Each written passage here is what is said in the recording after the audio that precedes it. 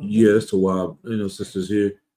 You can still kind of move it just to the side, like, yeah. Okay, next to that, brother, yeah. All right.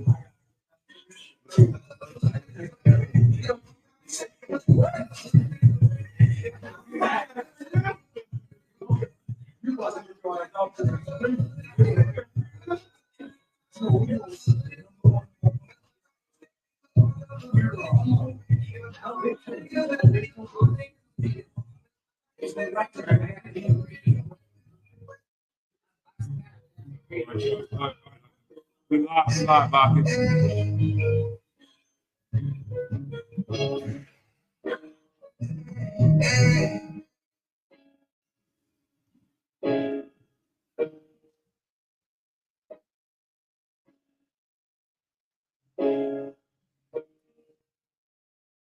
All right. What's on Christ? Let's clap it up.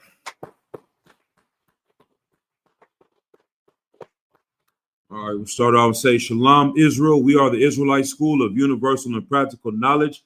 Started out at 1 West 125th Street, Harlem, New York, under Commander General Yohana. I'm Precinct Officer 5000 Kasar Pakad. This is a Thursday night scripture breakdown class for ISUPK Northern California, ISUPK Oakland, Richmond, EPA, Sacramento, Stockton, all over Northern California. If you're in the area, come to 2213 McDonald Avenue. Tap in with your brothers, lock in with the brothers in the truth, man. Get into class and learn how to change your life. All right. We got the brother Karan Yala on the live with us. Get that brother in hand. You understand? Yeah. Salam Yabashim Yashabrakatah. Slaki Salam Yabashim Yashabrakatah to the brothers. Salagi. Yahweh Shamar Alathan by Shemel Shah to the sisters. Damn right. Yahweh Shem Shah Thumb to all the brothers. Yahweh Shamar Thumb by Shemel Shah to all the sisters as well. All right, let's go ahead and get it. Any questions in the room? Go ahead. Go ahead. Yes, Salagi, I want. So Jeremiah 3:6. Mm-hmm. So you're getting ahead of the class. Let me see. I think I got Jeremiah. Okay, yeah, that's part of tonight's breakdown. So I can read the Let's first go. verse. Let's go ahead. The book of Jeremiah 3:6. Mm-hmm. The Lord said also unto me in the days of Josiah the king, Mm-hmm. hast thou seen that which backsliding Israel hath done? Mm-hmm. She has gone up upon every high mountain and under every green tree, Right. and there hath played the harp. Right. What's the question? The question is, every high mountain, that has to do with power or authority or something like that, or Correct. religion. Read it again. From the top. You can start from hast thou seen that which right there. Hmm? Has thou seen that which backsliding Israel hath done? Right. So what is this talking about when it says backsliding Israel? You know what the context of what is going on right here? Sir, going against the laws, statutes, and commandments. Correct. But what does it mean when it says Israel? Anybody else, if y'all know, y'all can raise your hand and let us know. All right. No sweat. Karan Yala. Okay. We got the young. We got the young man. Then I got Karan Yala next. 3 and 6. Okay. So yeah, go ahead, Karan Yala. Salagi, sir, is this talking about the Northern Kingdom? Correct. It's talking about the so-called Northern Kingdom, right? And it's telling these brothers in the southern, so-called Southern Kingdom, Judites, y'all seen what these brothers have done. They backslid. They went against the laws of God. And how were they doing it? Keep going. Going upon every have done. Mm-hmm. She has gone upon every high mountain. Right, every high mountain. Mountains are governments. Mountains are principalities, things that are in charge, that are rulers in the earth, right?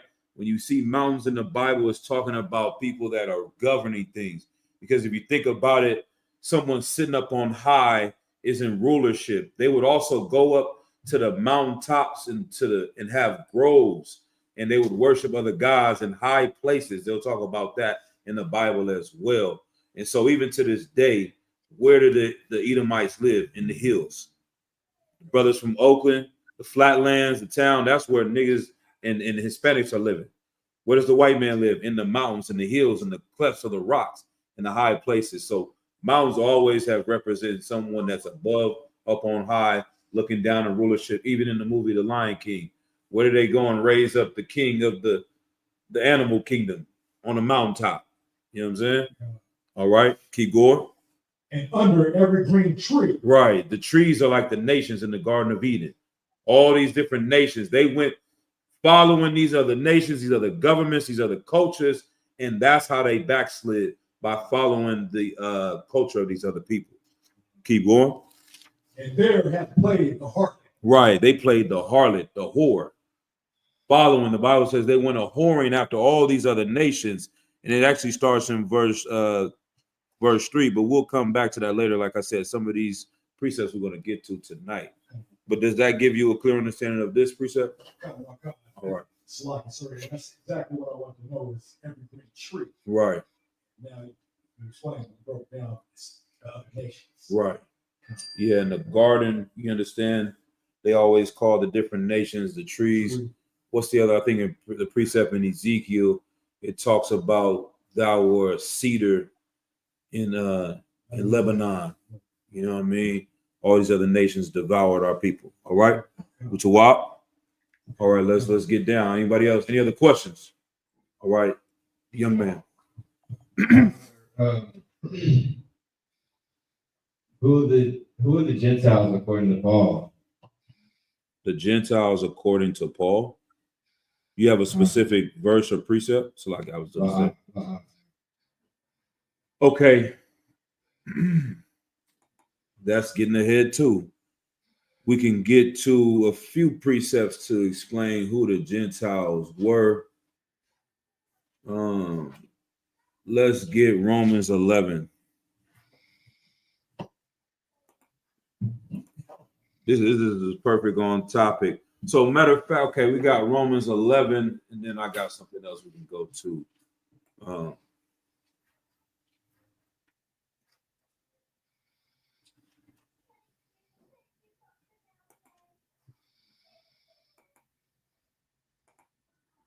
And then when we got a class like this, just make sure once the reader gets to it, just say, do all Akim, Akwathian have it? Well, we don't have the Akwathian in here, but all Akim got it. And then once everybody says Khan, then we'll go ahead and read the precept. All right. It's like Romans 11, what? We'll start at Romans 11 and 11. God. It's the book of Romans. Hold on, see if everybody got there with you. Go ahead, ask him. No, y'all. Okay, everybody got it? All Akim got it? All of you got it? Khan? Y'all Tawab? All right, let's go ahead. Read. God. This is the book of Romans, chapter 11, verse 11. Right. I say then, have they stumbled that they should fall? Mm-hmm. God forbid.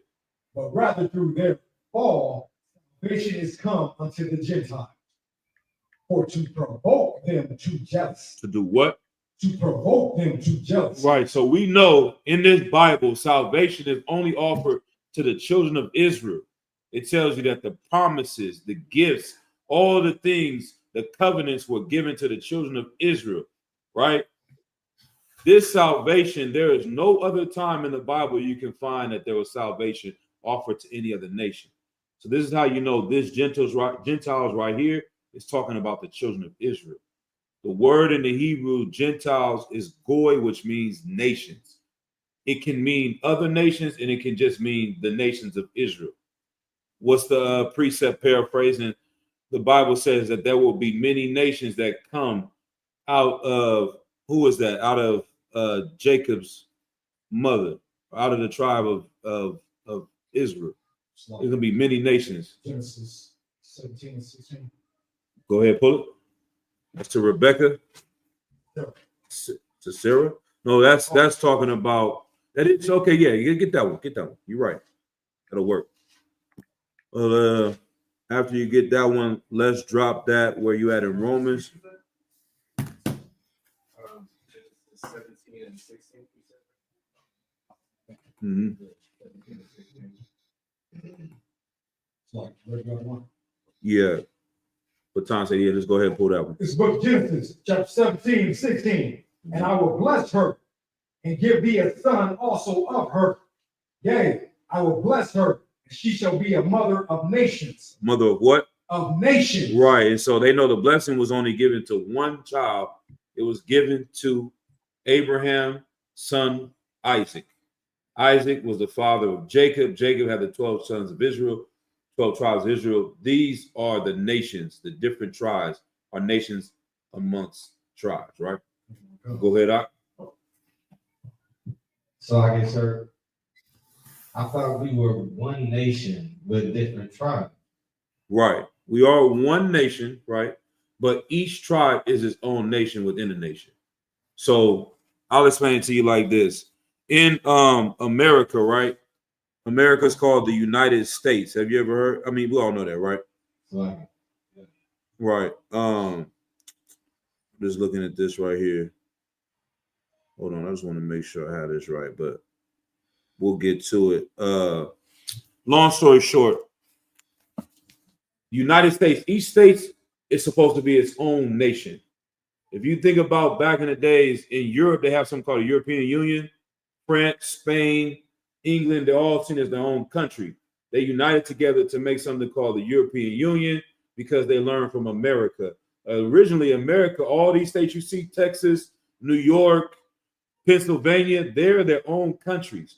That's why they have the state rights, why you can smoke weed in California, but you can't in Louisiana. Because on some level, they're their own country. But they united and made the United States or the United, you know what I'm saying? So we're one nation with a bunch of nations together. That's a similar with Israel. So read that verse again. It's Genesis chapter 17, Mhm. verse 16. Mhm. And I will bless her and give thee a son also of her. Right. Yea, I will bless her, and she shall be a mother of nations. Right. She'd be another of one nation. Nations. Right. Because Sarah only had one son, Isaac. We know Abraham had other sons, but the blessing was given to Isaac. It wasn't given to Ishmael. It wasn't given to the other sons. It was given to Isaac. And so this will be many nations. But let's go back. Let's go to Romans 9 and 25. We got a few precepts. How did we become Gentiles? Let's see.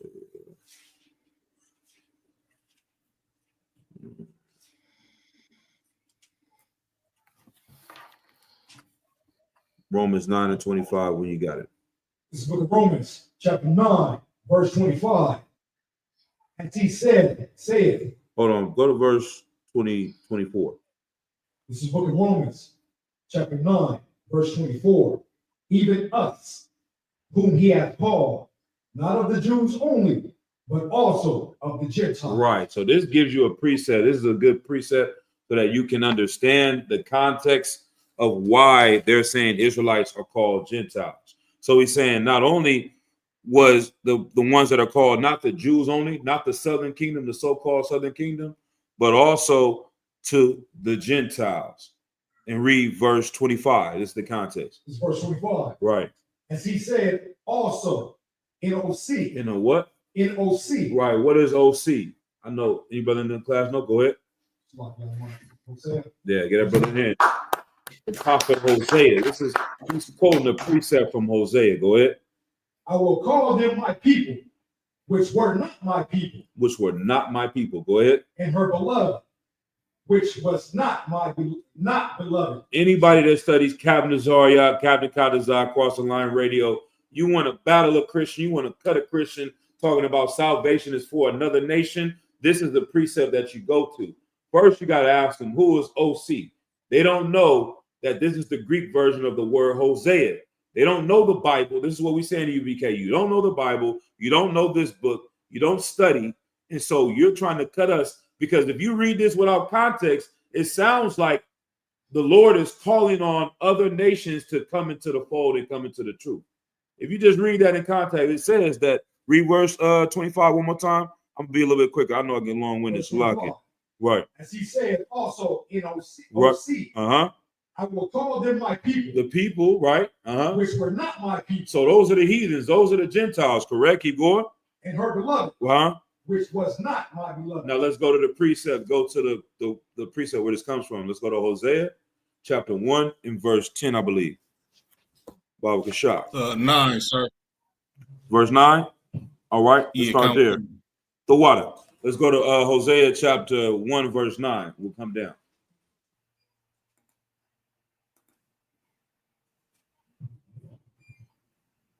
This is the book of Hosea, chapter 1. Salakia, sir. Go ahead. This said God. Hold on, real quick. What do you say, Karayala? If you want to give it some context, you could probably have a brother go up to like verse 7 or something. Let's see. Nah. Let's just go straight to it for time's sake. Okay, come on. They call. Yeah, I see what you're saying though, but for time's sake, let's just go into. You start at verse 9.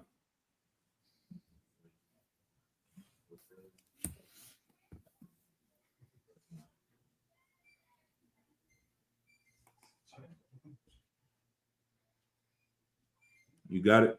All right, go ahead. The water. It's the book of Hosea, chapter 1, verse 9.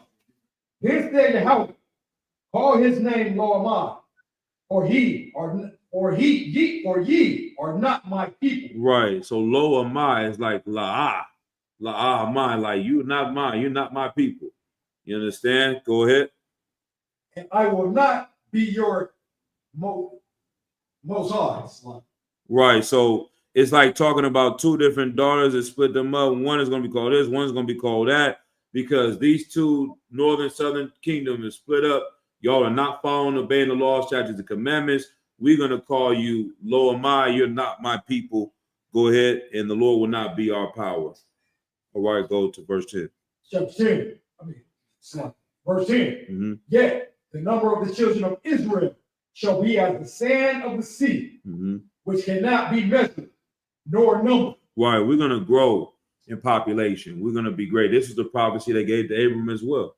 Abraham, that we're going to be as numerous as the sand of the sea. Keep going. And it shall come to pass that in the place where it was said unto them, ye are not my people. You are what? Ye are not my The people. Lord said he's going to tell the children of Israel, because of your lack of obedience to me, you are not my people. Now let's make it come to life. How are we the children of God? We are the Lord's chosen people. We say we're Israelites, right? This is why we say being an Israelite or knowing you're Israelite doesn't mean you're in the truth. Everyone in the Bible knew they were Israelites, but we were not his people with that identity because we were getting high, we were committing adultery, we were worshiping other gods. Brothers was out here stealing, robbing, taking bribery for judgment. How are you going to say you're the chosen people of God? How are you representing him living like that? That's what we are today. We always say, oh, we the best at, we can jump the highest, we can run the fastest, we can rap the best, we cook the best food. What the hell does that mean when you are nothing but a nation of filthy sinners? You sexy red and you whoever else, NBA young boy, nodding out off Percocets, you can't think, you see what I'm saying? Like, how are you the chosen people of God? Yeah, you have all this talent, all these skills. You are the salt of the earth. But what makes you great? Blow my mind, anybody, go ahead. Online, what makes us great? Is it the fact that we can run fast? Go ahead. Yo, man. So only in the context where it says, where he refers to us as his people, but not his people, where it says that we still have salvation in some type of way if we were able to come back. Hold on. Just answer my question. Well, My question is, what makes us great? We're the salt of the earth. We have all this talent and skills, but none of that matters to us right now. What makes us great? We are God's chosen people. Okay, but we were God's chosen people at this time, but we weren't great. Go ahead. I war. From what I gather, what makes us great is we have the ability to repent and to be forgiven for our sins and to follow the laws, statutes, and commandments of the Most High, sir. Right, that's what makes us great. The laws of God is what makes Blacks, Hispanics, and Native Americans the greatest nation on earth. We have the skills and the talent to be great, but if we don't use them for the Lord, it makes us the worst nation on earth. Like, just think about that. They said in all these corny movies, with great power comes great responsibility. If they gave me the authority to be the emperor of the planet Earth, and I have all of this power, and I want to sell heroin and pimp women with it, do you know how horrible the world would be? Because I'm going to be the best at selling heroin and pimping women. You know what I'm saying? Like, Israelites are so good that if we do something wrong, we're going to be the greatest at doing it. We're going to make it look fly. Like, we're not successful at being criminals because that's the oppressor's way, but we are going to do it to the max. Like, to do it on you, we're going to the max. Like, fire. I'm going to get it tatted on my, and the Italians ain't getting no mafia tatted on their face. Brother going to have death to his enemies on his forehead because he really is about what he's talking about. That's how, when we become evil, we're going to do it to the max. The Bible says that the sin of Judah was like the tip of a diamond. You know what I'm saying? It's etched. You know what I mean? It says in Job as well, I believe in, I think it's 16 or 15 and 16, 15 and 30. It says that we drink sin like water. So we're going to push it to the max. You know what I mean? If you want that, we can pull it. But go ahead and read verse, finish where you're going in verse 10. There it shall be said unto them, ye are the sons of the living power. Yahweh. Where you at? End of verse Okay, God, keep going. Verse 11. Then shall the children of Judah Uh-huh. and the children of Israel Right. be gathered together. Right. So that's what it's talking about. So think about the context. You go back to Romans, it says that it's not only going to be to the Jews, but also to the Gentiles. For a people that will be called not my people will be brought back into the truth. Well, what was Hosea talking about? The children of Israel and the children of Judah coming back and becoming one nation, becoming one family again under one king. And it's all your questions are perfect on topic tonight. This is exactly where I'm going tonight. So does that answer your question? You got anything else on that? You need some more understanding. Yeah. So I guess, sir, Khan, I think you covered what I was trying to get in here. Anything else on that? Appreciate. Read a little bit more. And finish it out. The water. Smart. And appoint themselves one head, Right. and Who's they that? shall come up Who's out of that? the land. For What? great shall be the day of Jezreel. Right. Who's that one head, Karanyala? Oh, Salaki, say that again, sir. Who's the one head that's going to lead the children of Israel? You said lead the children of Israel? Yeah, who's going to lead the children Oh, of that's Israel? Christ, sir. Damn right. Get a brother in.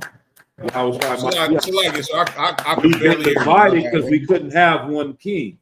We're going to go into this. The division was about who's going to be the leaders of our people, who's going to be in charge. We no longer going to be divided because we're going to have one king. That's what Christ was so amazing. That's the story of the prodigal son.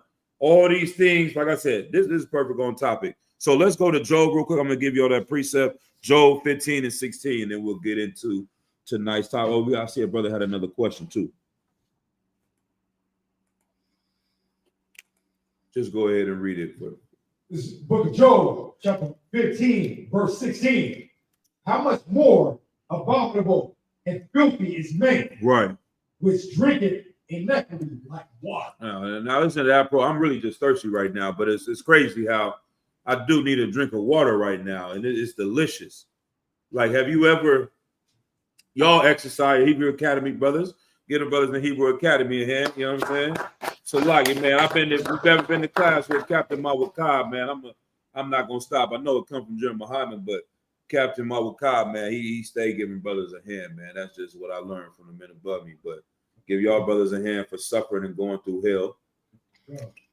But when you running and you've been through all this, to get that cup of water, man, is glorious. Now imagine how that is with sin. Like, read it again. Verse 16. How much more abominable and filthy is man, Right. which drinketh iniquity like water. Right. Drinking sin like water. We taking it all in, all manner of sin. We were wise to do evil, but to do good we have no knowledge thereof. Paraphrasing.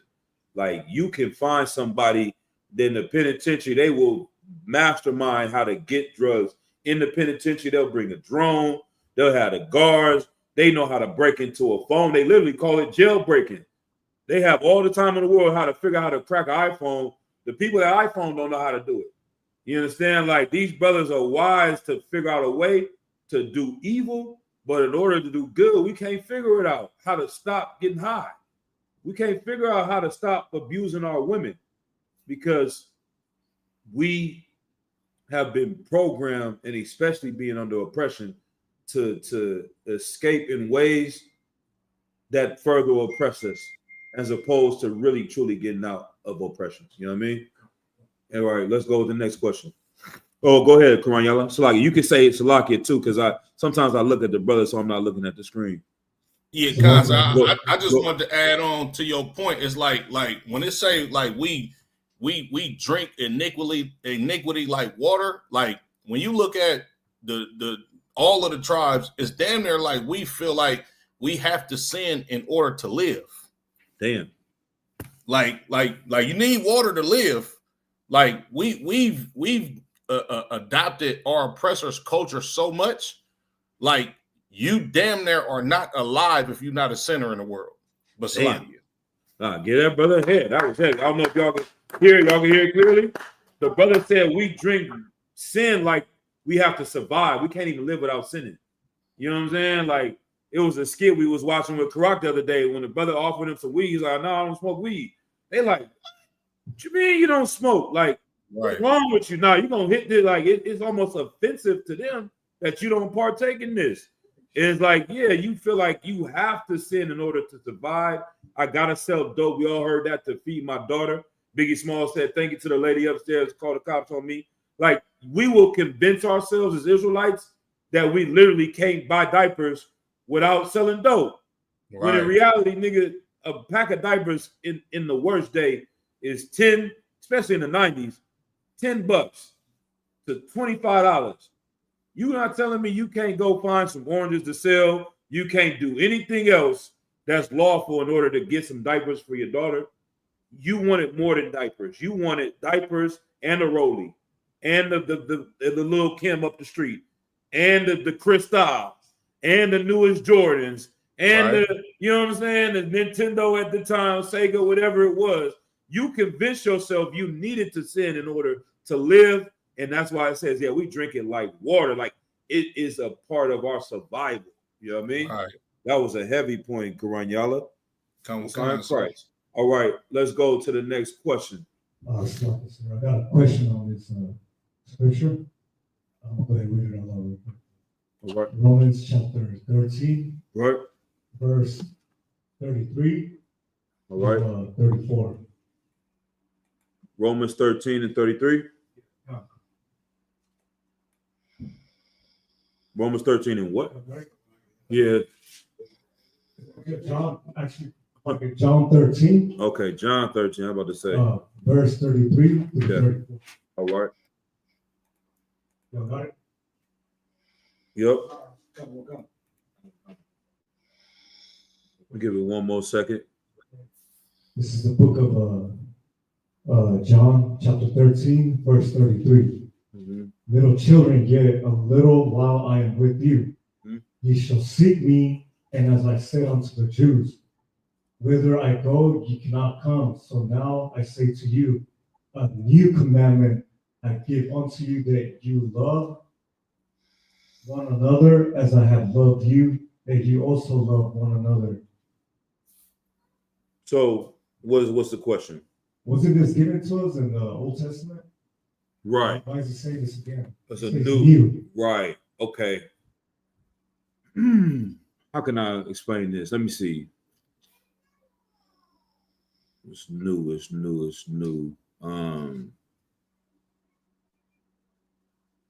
Okay, let's say, all right, I'm just gonna give it straight to you. I'm trying to think of an example and way to explain it, but it's new because we weren't doing it. This is how we talk, you know what I mean? As black folks, like, you know, if you say if grandma made a new pie or made something, you ain't never, like, you've had it all the time. You ain't never had nothing like this, even though you've had it all. You've had it before. You see what I'm saying?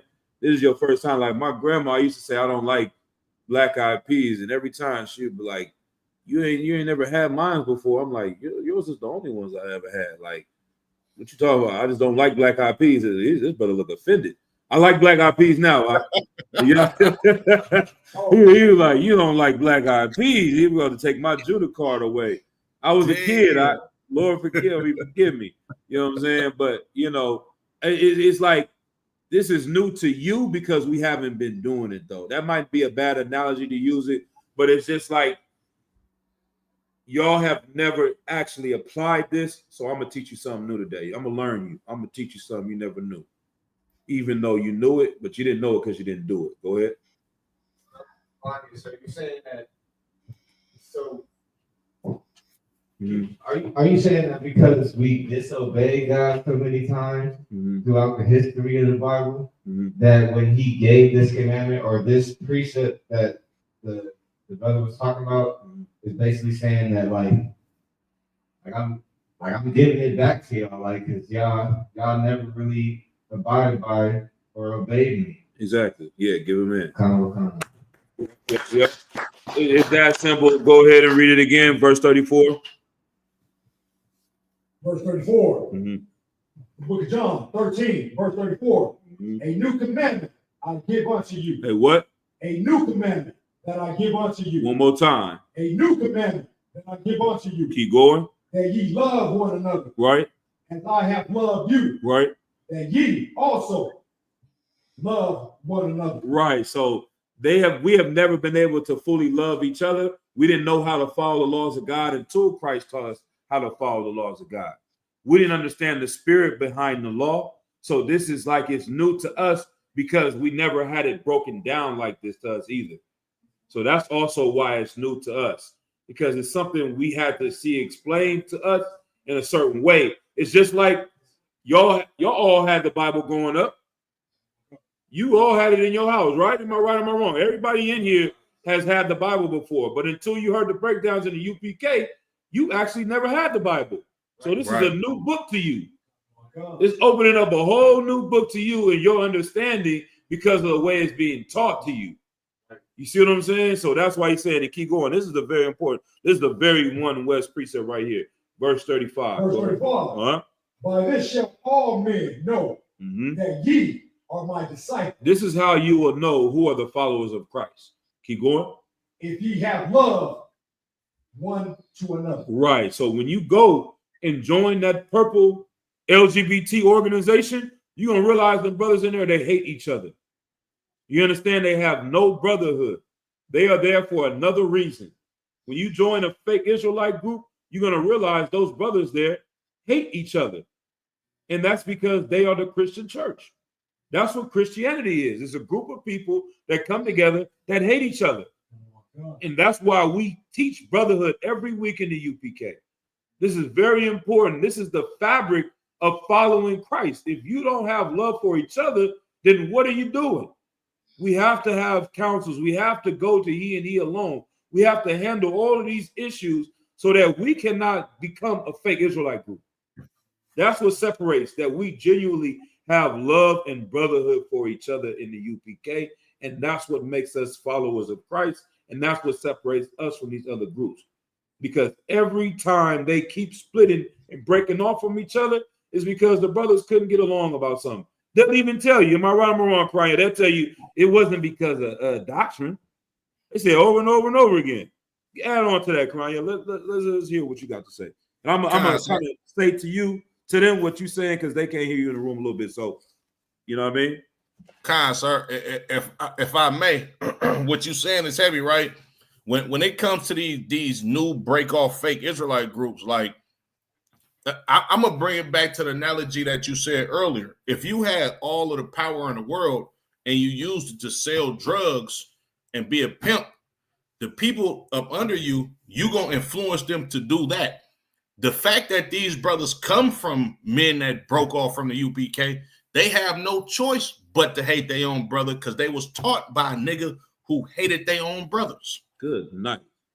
Salaki, sir. Hey, y'all, I think y'all can hear it. They playing it in the back there, so y'all can hear it now, huh? All right, Most High in Christ. Like, yeah, that's exactly. Like, and that's why people don't understand how we do talk about Commander General Yohanan and give him credit for saving our lives. To them, it's impossible to think that a man can help that many people. Right. Like, we have to be worshiping him. It has to be something other deeper than it, than the fact that, man, this brother helped me. And he helped him. And he helped all the men that helped me. And I wouldn't be who I am without his help. And the water for that. It's like, it's got to be more than that. No, it's that simple. But because they're disloyal people, and we teach loyalty in the UPK by giving him credit for that. But like I say, they never show the other side of the coin. If you ever watch a class with Commander General Yohanan, if you ever watch a feast day, if you ever watch a Black Watch, every week, every other word, he is giving credit to the brothers in the UPK. He's shouting out this captain. He's shouting out this officer. He's shouting out this sister. He's giving credit to everyone else the same way we give credit to him.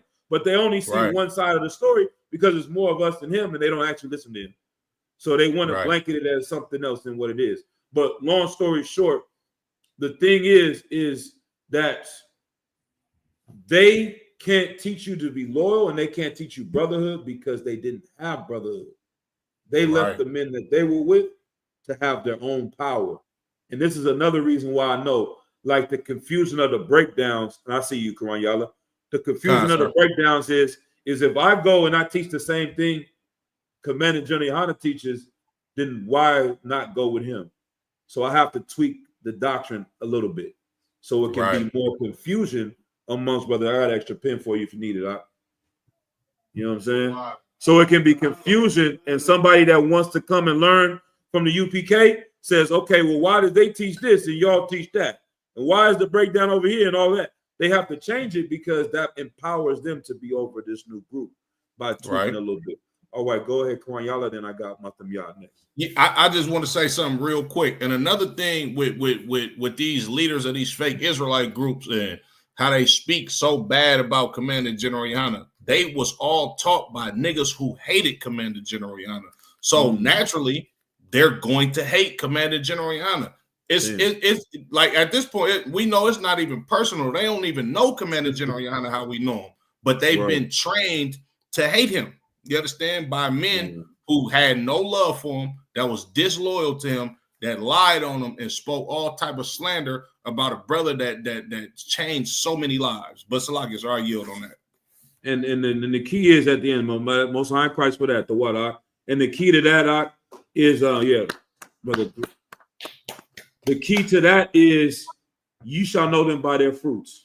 And that's all we can say. That's the answer. You will know who has love for another, because the same group that was beefing with us and talking about us got strippers at their Passover. The same group that had something to say broke up with each other and they're not together no more. The same group that has something to say teach that you can to marry a little girl. The same group that have beef with us, that say something wrong with us, getting caught with transvestites in the massage parlor. Right. You see what I'm saying? Like the fruits of all these other organizations show you the Lord is not with them. The other group, they got arrested. Tazadaki went to jail. Am I right or am I wrong? They gave him 3 years for tax evasion and stealing from his people, charging them double, triple tithes. We ain't talking about saying, hey, brother, you should pay double tithes to the UPK.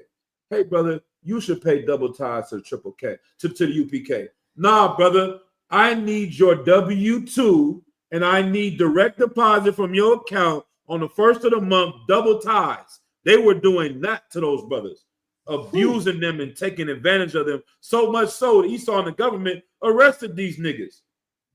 And then he ended up dying in jail with COVID at the age of 44. The leader that came up against the UPK and Commander General Yohana and said that he was doing something wrong. So we will let the Lord sort it out. He's going to show you who he's with and who he's not with. All right? Well, go ahead, Matam Yat. Well, I was going to say, I want to add a little bit to it. You said this before. You said that if you want to join like a fake Israelite group, if you like white women, you join like, what's that, OCC? And GOC. Have like a certain thing that men that are still a wolf can still do shit. Right. And kind of swing that part too. Nah, get that brother a hand. That's a fact right there. That whatever your sin is what you want to join. That's very Christian as well. Snoop Dogg loves doing what? Everybody know. Anybody get to shout it out. Smoking weed, right? Everybody knows. Snoop Dogg loves smoking weed. Well, what's the perfect religion for Snoop Dogg? Becoming a Rasta. Exactly. Isn't it a coincidence the thing that you like doing is the thing that your God tells you should be doing?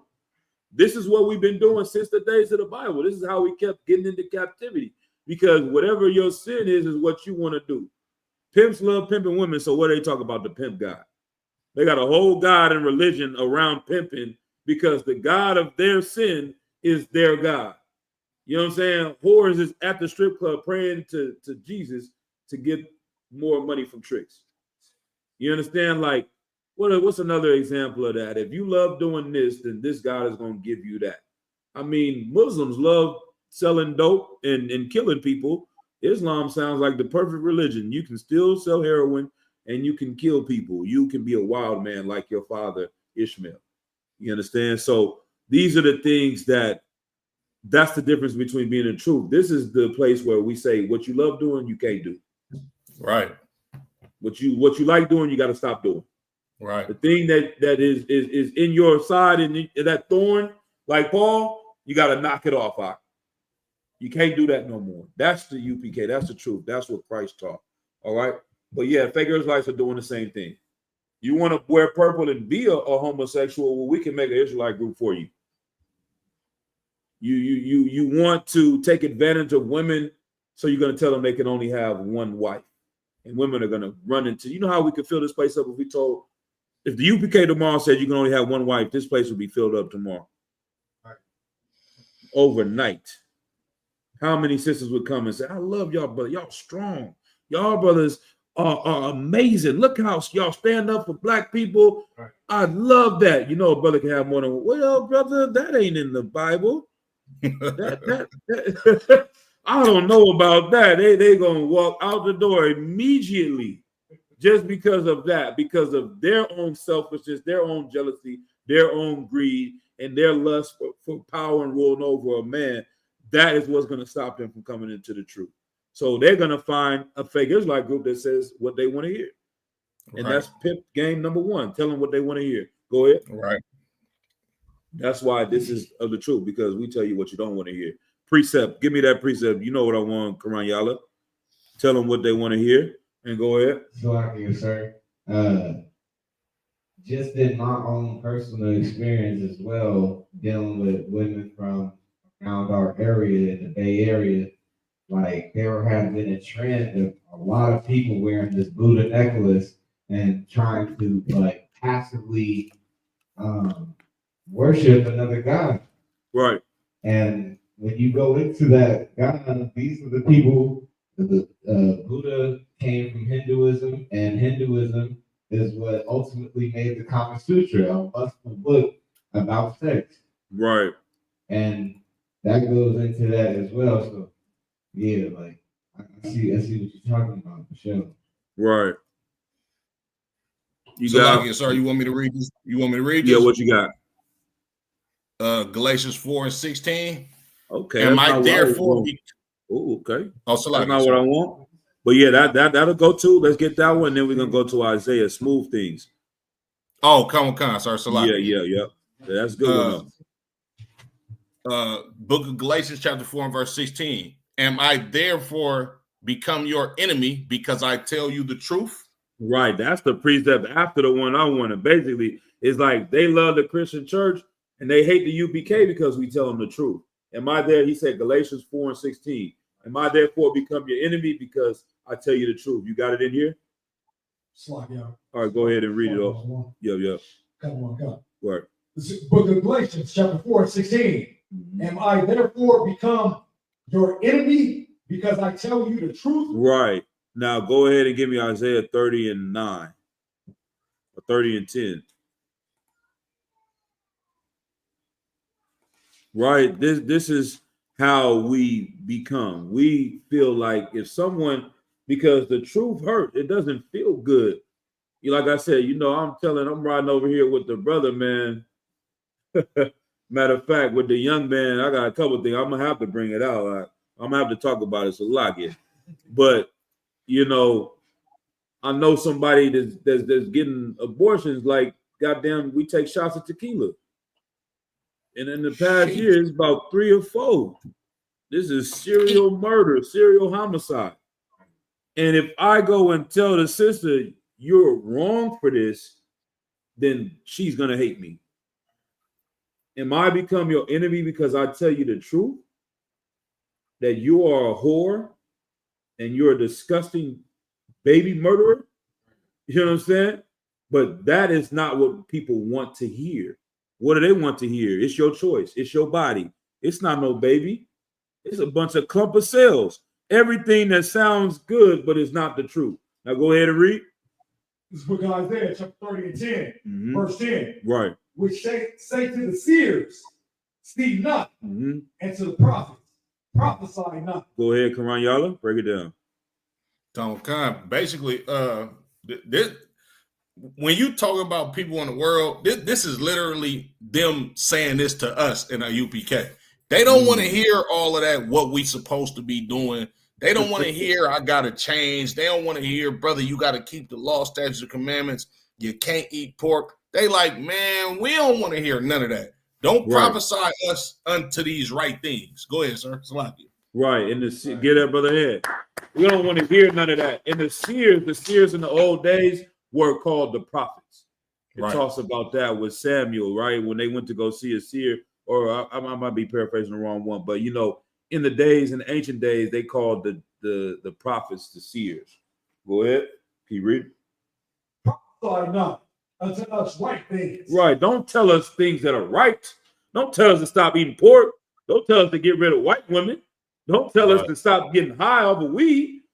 Show me a precept that says that I can't smoke weed. They gonna say that, oh, show me a precept. Like, brother, name me the good things that come from all the weed heads that you know. Just show me that. Don't show me a rich man that smoke weed. Wiz Khalifa smoke weed. He got more money than you. Nah, nigga. Go in East Oakland and show me all the niggas that smoking weed. Go in South Richmond. Go in North Richmond. Go in East Palo Alto. Show me the average nigga smoking weed. Show me the good things that are coming from that. It's a bunch of people that are telling you, man, I got problems. That's why I smoke. I got issues. I can't smoke. I can't go without smoking. If I don't smoke, I can't go throughout the day. So, brother, you telling me you sick? Yeah, I'm sick. Okay, are you trying to get healed? Or are you going to stay sick and just get high for the rest of your life? Because we know that you're sick. You know that you're sick, but you just going to mask it with weed and not get, like the medicine, you don't go, no other drug you want to do that on. It's like when you take cough syrup for real, not like these other brothers too that sipping syrup to get high. You're going to want to take it for a couple of days, get rid of the cold, and then you're done with it. You have some issue going on, you take the antibiotics, you get past the you know what I'm saying, this illness, and then you're done with it. Why you gotta keep smoking every day? Because you're sick, but you don't want to be healed. So they tell us, don't tell us that. Don't tell us to stop smoking. Prophesy to us. Go ahead. Speak unto us smooth things. What? Speak unto us smooth things. Yeah, sister, that ain't no baby. It's your choice. It's your body. You are not equally yoked with that man. Don't stay with him forever. If you lay with him, that's your husband. You're going to have to die with him. No, y'all not equally yoked. He don't make no money. You can leave your husband and go ahead and do something else. That's what they want to hear. Prosperity gospel. If you come and pay your tithes, it's going to come to you heat down, pressed over and overflowing. That's how you're going to be. These are the smooth things they want to be told, that you're going to make money by serving the Lord. Is there anything else on that? Prophesy deceits. Oh, damn. I forgot about that. That's prophesied deceit, straight deceitful. They were mad at the prophets of Isaiah, Jeremiah. When they come and tell you this, they tell you, shut the hell up. Tell us something nice going to happen. Jeremiah was coming saying, y'all going into captivity. Y'all going into Babylon. They like, nah, don't tell us that. Tell us this prophet said we not going to go into slavery. We're going to have an amazing time. We're going to destroy the kings that's coming up against us from Babylon. That's what they've been telling us. Go ahead, Karayala, real quick. And for time's sake, we're going to go to the next. Sir. Like, we got to be a destroyed people to tell somebody, man, just lie to me, bro. Good. Nah, he said, you got to be a destroyed people to tell somebody, just lie to me. Nah, this is my favorite, man. Here's why I can't invite this brother no more. Most High ain't cry. He gonna get me sidetracked, and we never gonna get to this topic. But let me see if I can get Brick. Keep going, Karan. Y'all. I'm gonna find something real quick.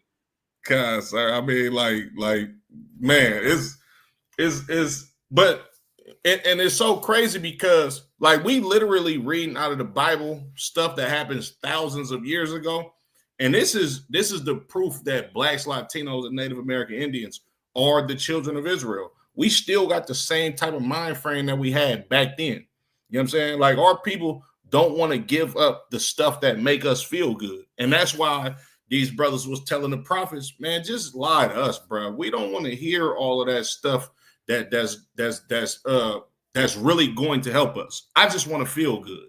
I just want to go through the day. I want to get high. I want to eat my pork. I want to mess with this broad I know I ain't supposed to be with. You know what I'm saying? That's all we want. Salakia, sir. Go ahead. Most High in Christ. Get that brother here.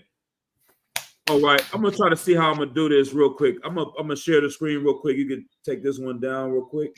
So let me take it down real quick. All right. And then let me see if I can share the screen. Okay, got you. Stop. Let me see if I can present this real quick.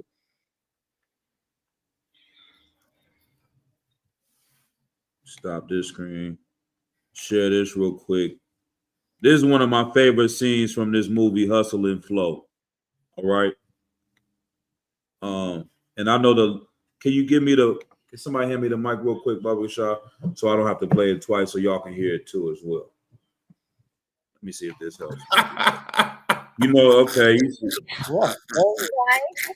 Cash machine where you can get shit for free. Hey, ain't like you was in there sweating. No, D, I gotta have to say what I do. No, from now on, I gotta have to say what I do. Look, man, I was gonna give you what you know. Every time you come You got something for me. You got something for me. Here, take it. You earned it. What's wrong with you, man? This is expensive, motherfucker. Hey, no, bring your ass. No. Don't you do this shit right now. No, bring your ass here, man. You ever walk away from me? We do what the fuck we gotta do, man. By any means. So I'm gonna give y'all the concept. If you don't know Hustle and Flow, the sister went and he needed a microphone to make the music, right? A good quality microphone. The dude didn't want to sell it to him. They didn't have the money. So he sent her in there. He sent her every day to go have sex for money. He sent her in to have sex for this microphone. When she got out of there, he like, she's upset. She like, man, what you got me doing this for this microphone? Like, she flashing on him, right? But he's explaining, man, they do any and everything, right? Keep going. Ain't that right? We take care of our shit. You think I like this shit? You think I want to spend the rest of my life pimping your pimple country ass? Well, not me. Fucking hate you. Yeah. I hate this shit. D, do you know what I do in the back of them cars? Do you? Everybody's got something to do. Everybody's got something important going on in their life but me, D. And I want something. What do you want? I don't really know, but I just want something. What do you want? I don't know. Tell me what the fuck you want to do. Not this, D.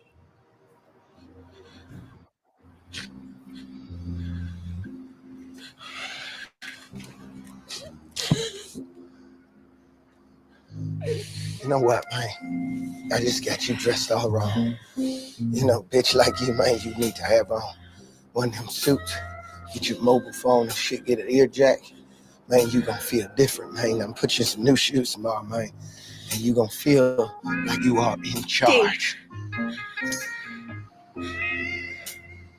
I know when you're messing with my head. Man, they messed up. For time's sake, then I'm gonna go to that part right. I'm just gonna paraphrase what it happens, but that gives enough of it anyway. In this part of the movie, she's saying, D, he started trying to finesse her. You see, she going off, her mind is she waking up. She like, damn, he treated me like a piece of flesh to be used to make money. And she like, well, damn, I don't want to I want something in life. I want more than just being a whore. So he trying to game her back up to put her back to sleep. He like, nah, we're going to get you fly. We're going to put you on this. Israel, you're going to become the first black president. You're going to be able to have and move into the nice neighborhood. We're going to integrate you. And she like, hey, man, I know in the day-to-day, you giving me this game so I can go out here. I know that you lied to me. But right now, I don't want you to lie. And she said, I know sometimes I need it. She said, I need you to lie to me in order for me to continue doing this work every day. But right now, don't lie to me. But what Karan Yadav was saying is like, how destroyed do we have to be? We were in that state right there. We are living like whores that we saying, if you tell us I got to stop doing this and doing that, I literally have to change everything about me. Like you said earlier, our life is about sin. So you telling me I can't do nothing? I can't eat my pork. I can't eat shrimp. I can't eat crab. I can't go to the strip club. I can't pay for whores. I can't be a whore. I gotta kill my OnlyFans. I gotta put my head covering on. What else? The skirt is too high. Everything about me I have to change. It's just uncomfortable. Just tell me something nice so I can continue doing what I need to do, so I can feel good about myself. Because I have nothing. You understand? That's the life of a whore. And that's how Israel, the Lord always describes us as a whore. It really is a pimp and whore relationship. All these other nations are pimping Israel out. and we horn ourselves to these other nations. We went a whoring after the other nations. Right. Go ahead. So if you really want to understand the dynamics, it is good to understand pimping and hoeing. You understand? No, I'm so like it is good. It is good to understand the dynamics because it's very relevant to how we live in this place in captivity. Sir. Go ahead, up. Okay. Okay. Most High Christ. Let's do that. All right. Go ahead. And we'll make it quick. We're gonna get into this topic right now after that. Why is it wrong to pander other heathen women that are not of our nation? Most High Christ. I'm glad the brother asked the question. No, there's no shame in that. Okay. Why is it wrong sir, I couldn't hear him. He's saying, why is it wrong to pander or pimp the other nations' women's, right? Let's see. Give me Deuteronomy 7:6. All right. Is it wrong to? Let me see. I'm trying to think if that's good for you. Go ahead. Wrong to sleep with them, Right. because of all the things that Solomon has. Right. All the wisdom that Solomon I had. get it. And no, this is funny because I remember General Hyman saying this not too long ago that he went to a camp and one of the men over him was like, man, you see that heathen girl right over there? Like, you know that we could take her and go make a lot of money and give it into the school and build up our people in our nation. All righteousness, right? And I ain't gonna say in all righteousness, but he's saying in his carnal mind, that's where it leads you to do that, right?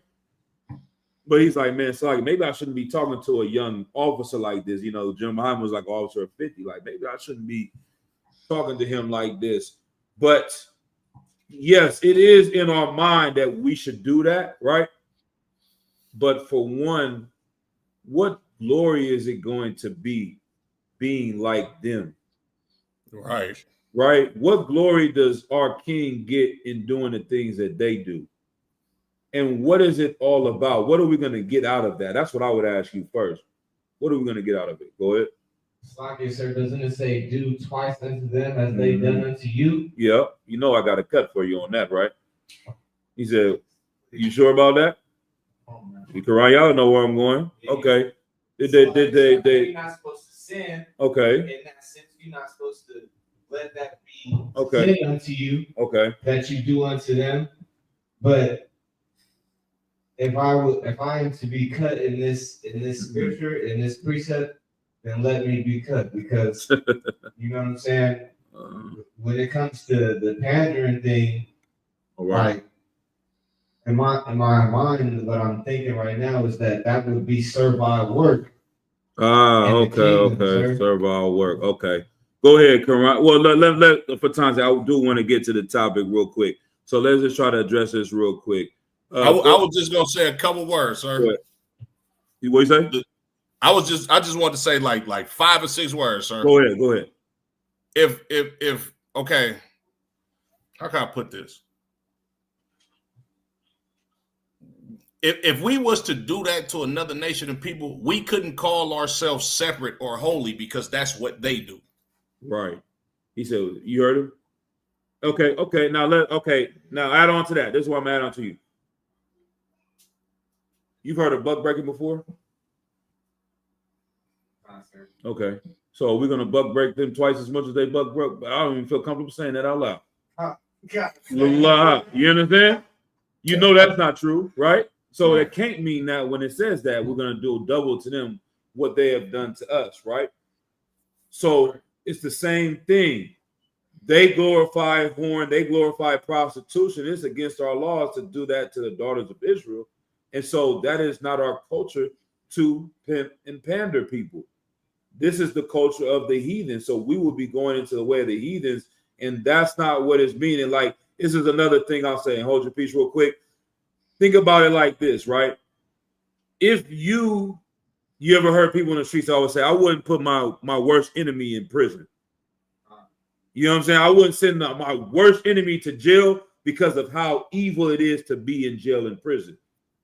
we all know that if someone is so evil, when they ask Cameron, would you snitch on a child molester next door? He's like, nah, I wouldn't do that. And they turned him to be some evilly that he was saying, that he wouldn't turn a child molester into the police. Because in his street mind, we are saying, if he's so evil, then we should just kill him. Why put him in jail? If he's that evil of a person, we're going to lock him up in jail for the next 20. He's so bad, let's just get rid of him. And it's the same thing with Esau, that they are so evil. If we have to do the things they've done to us, we might as well just kill them and destroy them. If we're not going to put them in chains and make them work for us and enrich our nation that way, then we're just going to put them to death. And then after that, they work, even them, they're going to get put to death. But that is the double that's going to have to happen to them, is they're going to have to work for us, and then we're going to put them to death. But all that you can think of a manner of evil, that means we're going to have to put cocaine, and we're going to have to send it to their communities, and now we selling drugs to their communities, and now we getting them on fentanyl the same way they got us on fentanyl. Now we get them on crack the same way they got us on crack. Now we pimping their women the same way they pimped our women. And still, even in this kingdom, we're going to jail. We start trying to pimp women, we're going, how can that bring glory to our people by going out and making a criminal organization that we pimping white women? You know what I'm saying? So either way you break it down, it's not going to add up to something righteous. And let me go ahead to the precept we got. We're going to keep moving because I do want to get to the topic, but we definitely are. Bear with me now. If y'all brothers got to go, then we're gonna end the class, but we at 8:20 right now. I want to get through the topic and touch on what's going on. But next week we can revisit and go to more questions and have more time for that. We'll go ahead. Matham Yah, you have something up? Does that go in with the do not abhor an Edomite? Like we're not gonna do what they did to us. Is that what that means on that? Like to abhor means to actually put action behind the hatred that you have for them. Oh, sorry. To actually do something that could go in line with that. Like we are not supposed to act on that. We're gonna let Christ and the angels and them deal with them. Go ahead, Doc. One, sir. Mm-hmm. That was a good point, Doc. Yeah, brother. In. Sir. Then what does it mean to do double unto them that they did unto us? If ultimately we're giving them mercy by killing them. No, it's not giving them mercy. We're giving us mercy. We're giving us the rest. Like I said, if the child molester is so evil, death is not a good thing. That's not giving them mercy. I see what you're saying, because if they go into jail for this amount of time, then it's worse than that. I'm using that as an analogy. I'm not saying it is worse, because some people would actually choose to go to prison and they make the fun of it. But what I'm saying is that is the double, is either they're going to work double and do 1,000 years of slavery, or they're going to be put to death. And on top of them working that 1,000 years of slavery, after that, they're going to be put to death. That is the double, is the time amount. We have 400 years of oppression. They're going to get 800 to 1,000 years of oppression and slavery and captivity. And so that is not fun. It's not glorious. It's not going to be amazing to them. And it is going to pay for what they've done to us, because at the end of that, they're all getting put to death. They will never rise in earth again. There will never be any other Edomites that come back. It tells you in the Zondervan Bible Dictionary, they're the only nation that will not get any mercy from the Lord. If never existing again is not the worst punishment, then I don't know, you know what I'm saying, what to tell you. You know what I'm saying? They said, Christ says the blood is going to be to the horse's bridle. It's not going to be fun. It's going to be like a thriller horror movie for them. It's not going to be glorious. All right. But we can, yeah, Most High Christ. If you got anything else, we can break it down after class, or we can come at another time. But for time's sake, let's go. Give me what you got real quick. This book of Deuteronomy 7:6. For thou art an holy people unto the Lord thy God. Right. The Lord thy God hath chosen thee to be a special people. To be a what? A special people. To be a what? A special people. What's special about being a pimp? What's special about that? What's special about being a drug dealer? It's very normal. We got to be different. We fly with our oppression to lock it. You know what I'm saying? Like Right. we ain't about to do the same thing. They want, in their mind, they want to rape a child. They want to buck break a man. They think that this is what makes them great and dominant. Don't they say that? Like, if you really want to dominate a people, you got to dominate their men. That's not dominant to me. That is gay. You know what I'm saying? Right. That is right. homo. That you. There is not. It's you know what I'm saying? Like, no, I'm a man's man because I can. What? You are a fact. It's like you are a homo. You are that. You know what I'm saying? The giver and the receiver. That is no glory in that. You know what I'm saying? And it's the same thing with that. Like, I don't even want to be around white women. You know what I'm saying? Like, let alone having to have her. Nah, man. That's a waste of my time, man. I'm about to go raise up my family, and we're going to make sure that they get on the plantation, do what they need to do. And we're going to have the house niggas, the Samoans, whip they back when they disobedient, and we're going to count the bread from the money of them. Right. You know what I'm saying? And that is the real pimping to me. You know what I'm saying? But anyway, I digress for that. Let's go. Is anything else on that? Keep going. To be a special people unto himself, Right. above all people, Above what? above all people Keep going. that are upon the face of the earth. Right. This is what makes us, man, a righteous nation. Like all these nations, give me the wicked rulership. When the righteous are in authority, and this is the last thing I'm gonna say on that. That's a good precept. I could have pulled that first. Proverbs 29. Yep. 29 and what? 2? 2. Proverbs 29 and 2. Whoever get it first, go ahead and read it. That brother been studying. Like so.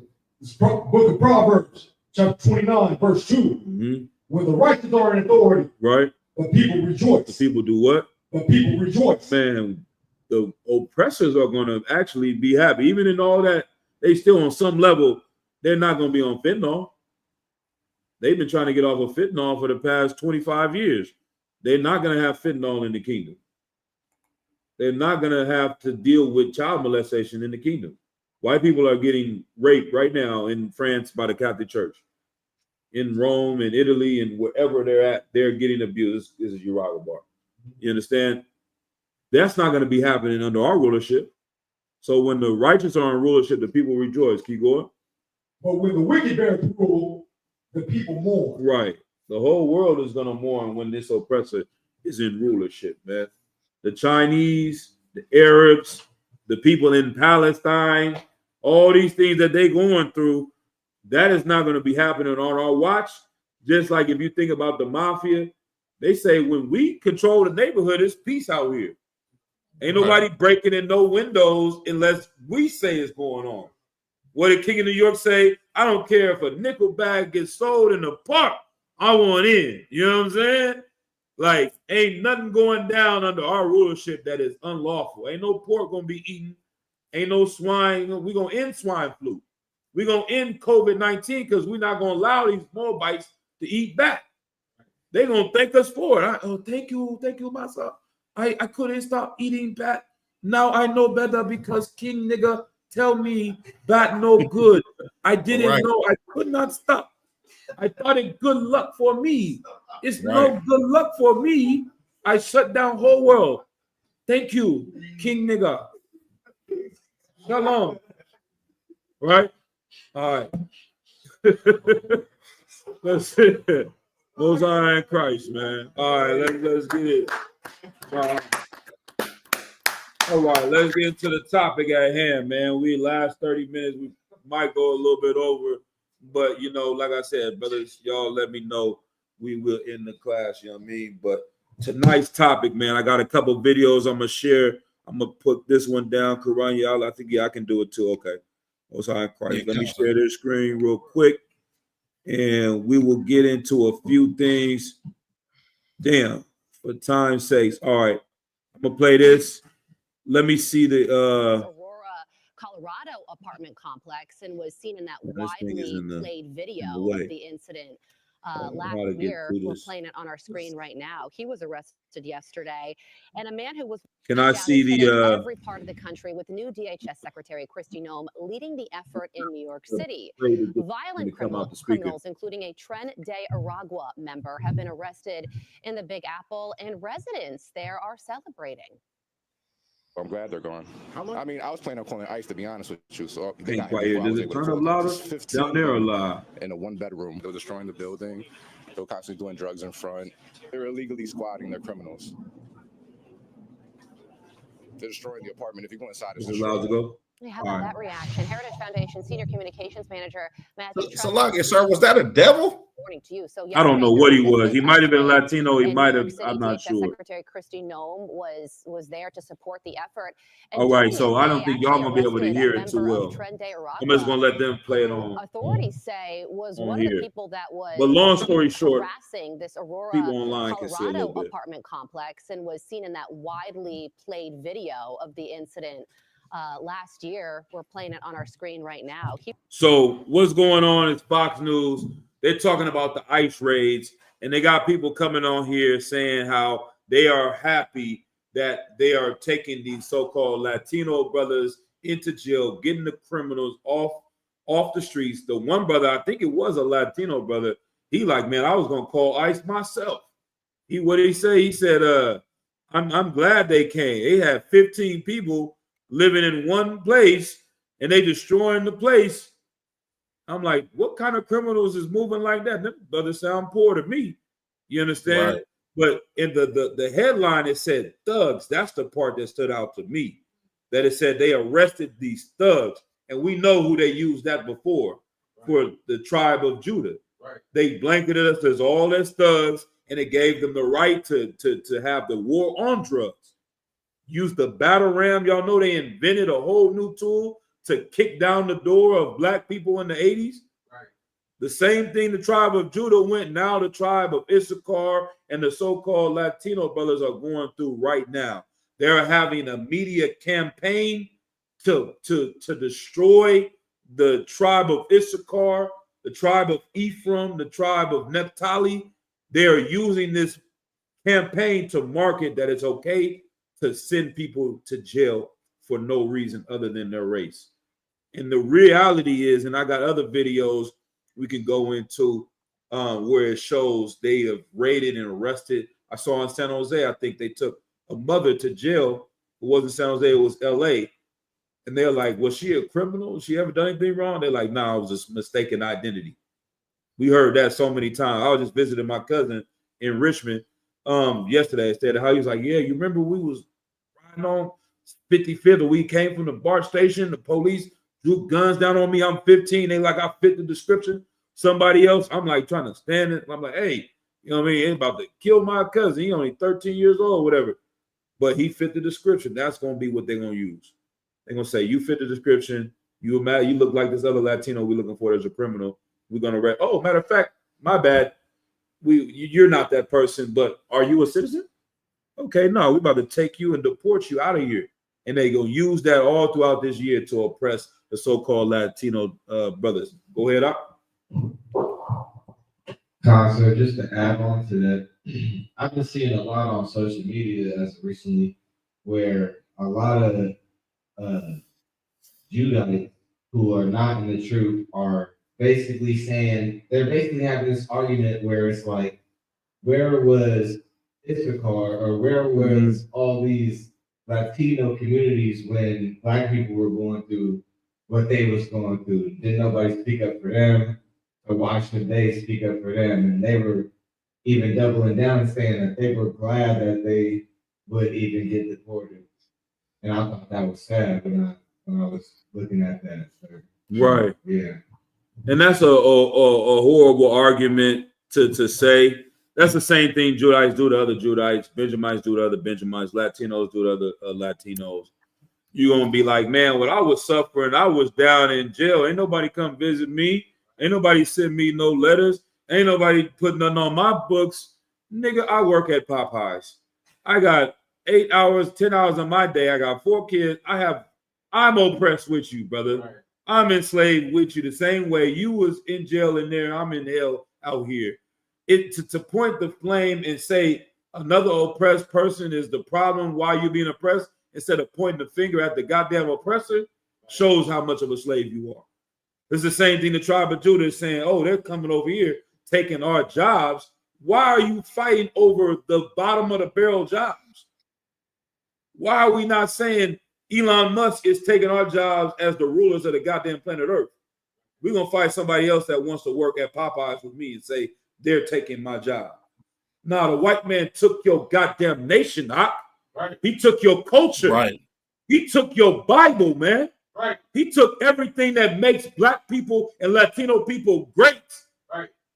And then you are mad at each other for your pain and suffering, man. White man is the devil the Bible speaks of.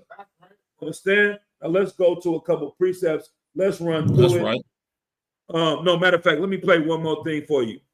Okay, exactly. Good thing to pull up too, Karayala. Just the title alone. Go ahead and break down the title. I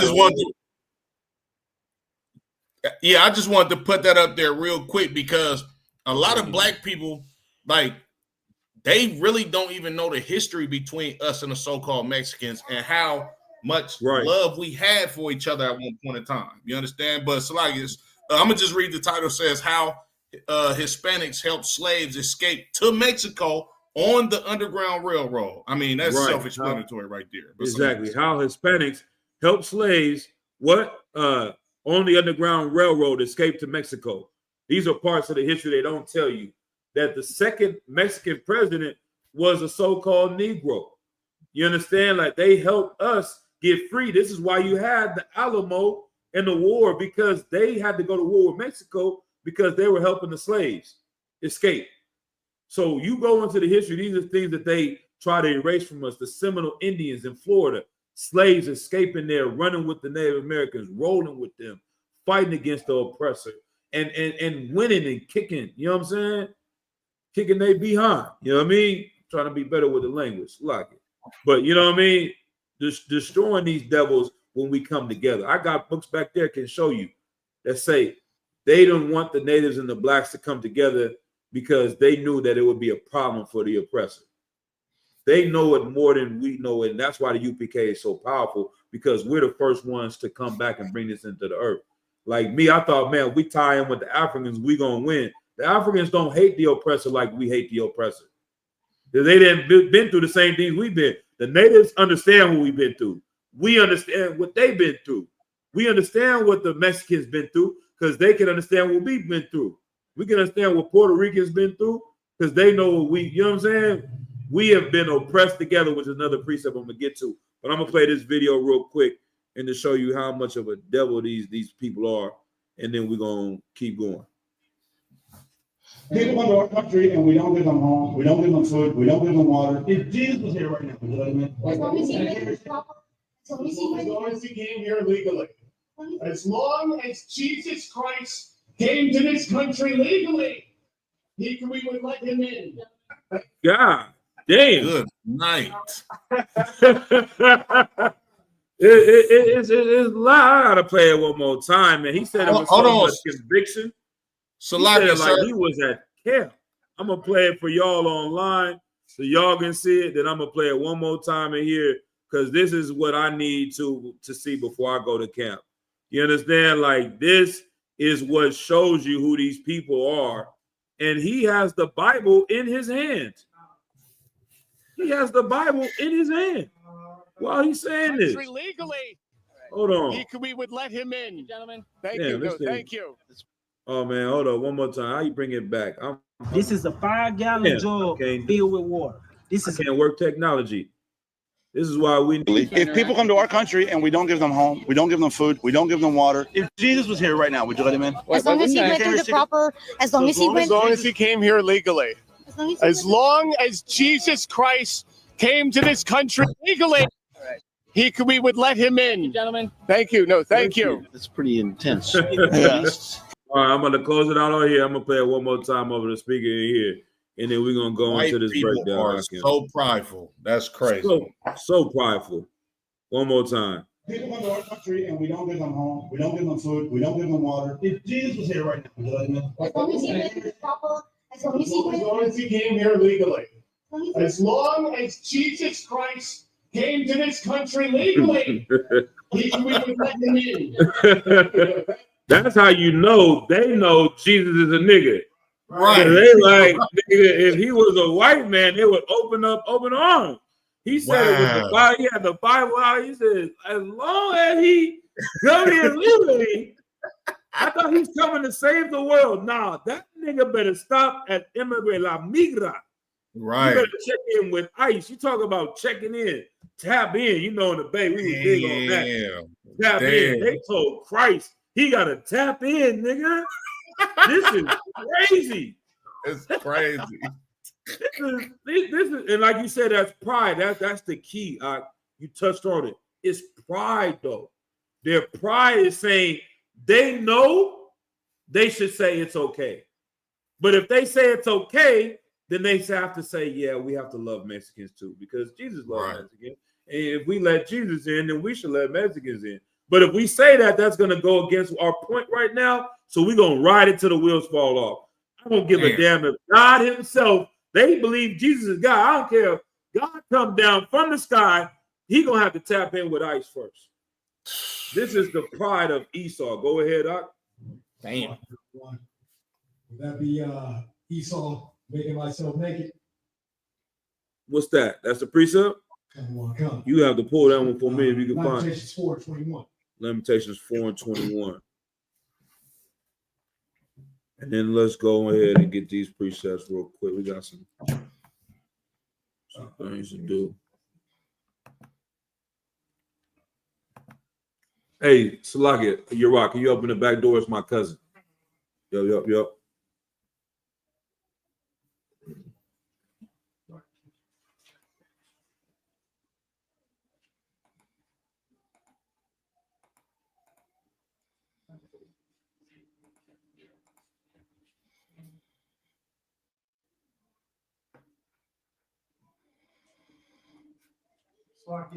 Go ahead. You said 4 and what? 4:21. Okay, go ahead. This is the book of Lamentations, chapter 4, verse 21. Rejoice and be glad, O daughter of Edom, that dwellest in the land of love. The cup also shall pass through unto thee. Thou shalt be drunken and shalt make thyself naked. Right. It says they shall be drunken and make thyself naked. Like, yeah, this pride, everything that happens about Edom, they're going to be exposed for who they are. This is the following that's going to happen. You know what I'm saying? Y'all brothers can get them a chair or something like that. It's almost over, but you know, we ain't going to hold you too long. If you want to sit down, okay. All right. But yeah, that's a good precept for that as well. They're being exposed. They're becoming naked and showing you who they are. That's like the pride, that drunken that Donald Trump has, where he says, make America great again, that he is willing to do any and everything to show you his dominance over the children of Israel. Show you his power, even if it destroys him. Like, y'all know how a drunk person act at the bar, right? They got that superpower. They call it liquor muscles. They think they can fight and beat up anybody, but that pride destroys them. They end up getting knocked out. Right. You understand? That's what's going to happen to our oppressor in this place. All right? Now, let's go ahead. We're going to do some history real quick. The title of tonight's class, I'm going to play that for y'all one more time. I don't know if y'all seen this real quick, but you know, y'all know what's going on with the immigration right now. Y'all heard about ICE. They trying to deport the so-called Mexicans and Latinos. And we're saying that it's evil for them to do that to the Latinos. We're saying that it's evil to get people out of a country that is really their country. Everyone knows that this is Mexico. This land belongs to the Mexicans, and then they're kicking them out of our land, of their land, and saying they have to fight to come back here just to work, just to be paid a little bit of money to feed their family. And so we're showing you how evil these people are, because even if Jesus came, they would not let Jesus in here. This is what he said. And we don't give them home. We don't give them food. We don't give them water. If Jesus was here right now, as long as he came here legally. As long as Jesus Christ came to this country legally, we would let him in. That's what they believe. You know what I mean? But let's go ahead and see, how did these people get this much power? How did they get in power so much? What happened to where we got destroyed, and why are we like this today? Go ahead. Yeah. So like this, sir.